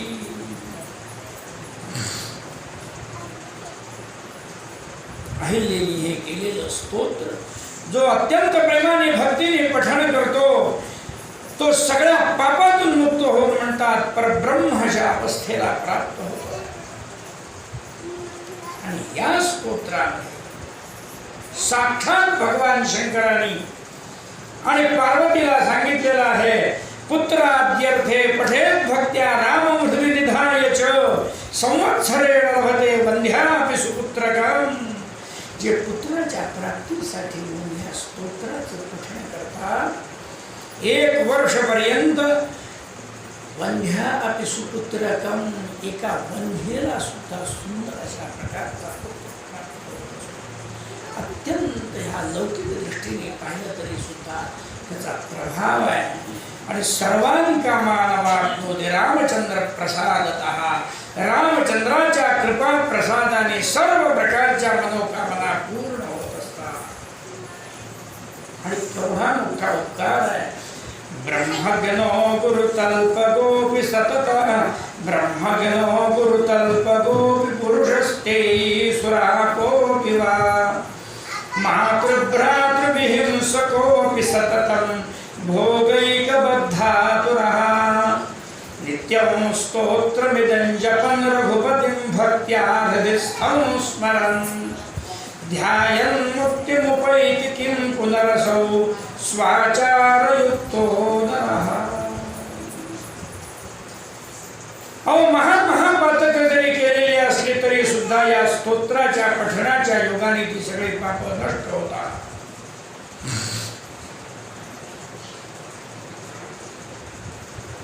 महापापी मनुष्याची सुद्धा पाप नष्ट होतात, तर मग आपल्या स्वतःच्या धर्माचरणाने युक्त असणारा मनुष्य मुक्त होईल, याच्यात काय आश्चर्य आहे. ध्यायन मुक्ती मुपैति किं पुनरसौ स्वाचारयुक्तो नरः. या स्तोत्राचं ध्यान जो मनुष्य करतो हा मुक्त होईल, यात काय आश्चर्य. सामान्य नव्हे, साक्षात महापतिव्रता असणाऱ्या अहिल्याच्या मुखातून आणि अशी आतून न पढवता न शिकवता बाहेर पडलेली वाणी आहे ही, जणू काही वेदासारखी वाणी तिच्या मुखातून बाहेर.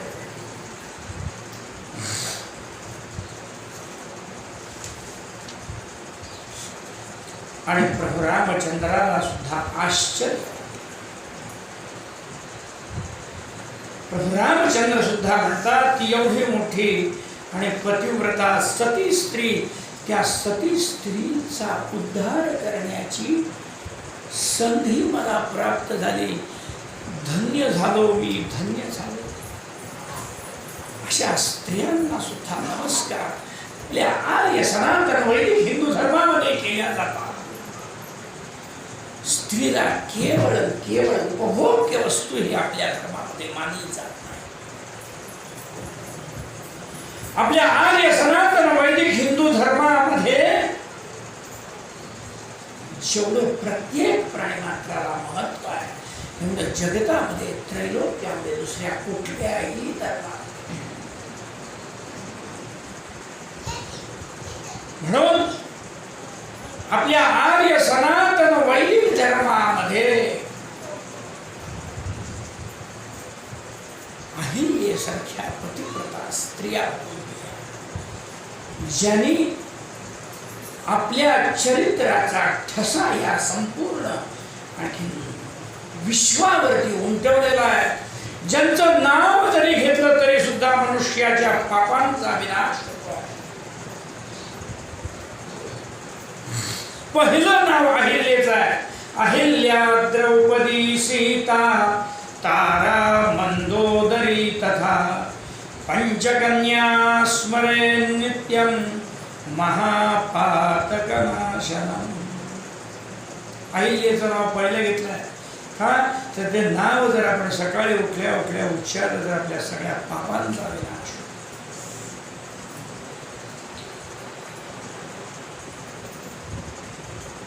अतिसुंदर, अतिसुंदर आहे.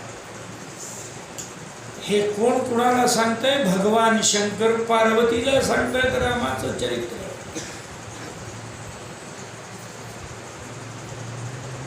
ज्याचं नाव घेतलं असताना मनुष्याच्या सगळ्या पापांचा विनाश होतो असा शिव, जिचं नाव घेतलं असताना सगळ्या पापांचा नाश होतो ती पार्वती. आणि ते आपल्या अज्ञानाला दूर करण्याकरता म्हणून प्रश्न विचारणारी पार्वती प्रभू रामचंद्राच्या चरित्राविषयी प्रश्न विचारतीये. आणि त्याला अत्यंत आनंदात मग्न झालेले भगवान शिव जे आहे हे त्या रामाचं चरित्र सांगतात. अहो श्रेष्ठतमं चरित्रम, अहो श्रेष्ठतमं चरित्रम. ह्याच्यासारखं श्रेष्ठतम चरित्र जगतात ते पाहिलं. लक्षात घ्या, हे रामचरित्र ध्यानामध्ये ठेवलं पाहिजे. आणि ध्यानामध्ये हे रामचरित्र ठेवून जर मनुष्याने रामनाम घेतलं तर त्याचं रामनाम हे आत्ता घेतोय त्याच्यापेक्षा काही पटीने आणि जास्तीत जास्त फळ देणार.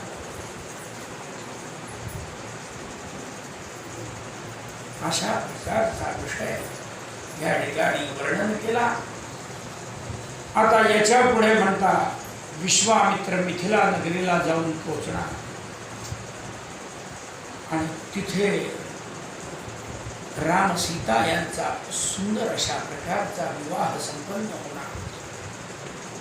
आणि तिथून पुढे होता होता बालकांड संपल्यानंतर अयोध्याकांडाला सुरुवात होईल. आणि अयोध्याकांडातले विषय वेगळे आहेत. जे जे विषय प्रत्येक रामचंद्राच्या चरित्रातले जे विषयांच्या घटना आहेत या मनुष्याला अद्भुत आणि अद्भुत अशा प्रकारचे ज्ञान यापुढे रामाच्या चरित्राचं जे भगवान शंकर कथन करत आहेत ते आपण उद्या पाहू. आजचं हे कथा सुमन प्रभू रामचंद्राच्या शरणावरती समर्पण करू आणि आज या ठिकाणी विश्रांती.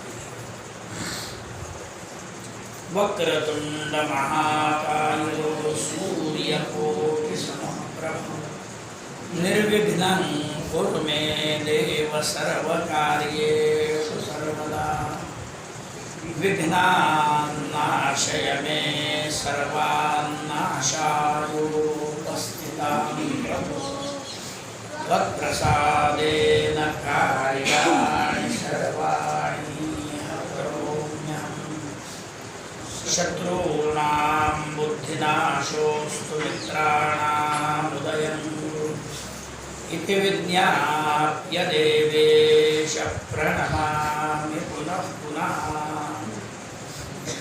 कृष्णाय वासुदेवाय हरये परमात्मने प्रणतक्लेशनाशाय गोविन्दाय नमो नमः आपदामपहरतारं दातारं सर्वसम्पदां लोकाभिरामं श्रीरामं भूयो भूयो नमाम्यहम् श्रीराम जय जय राम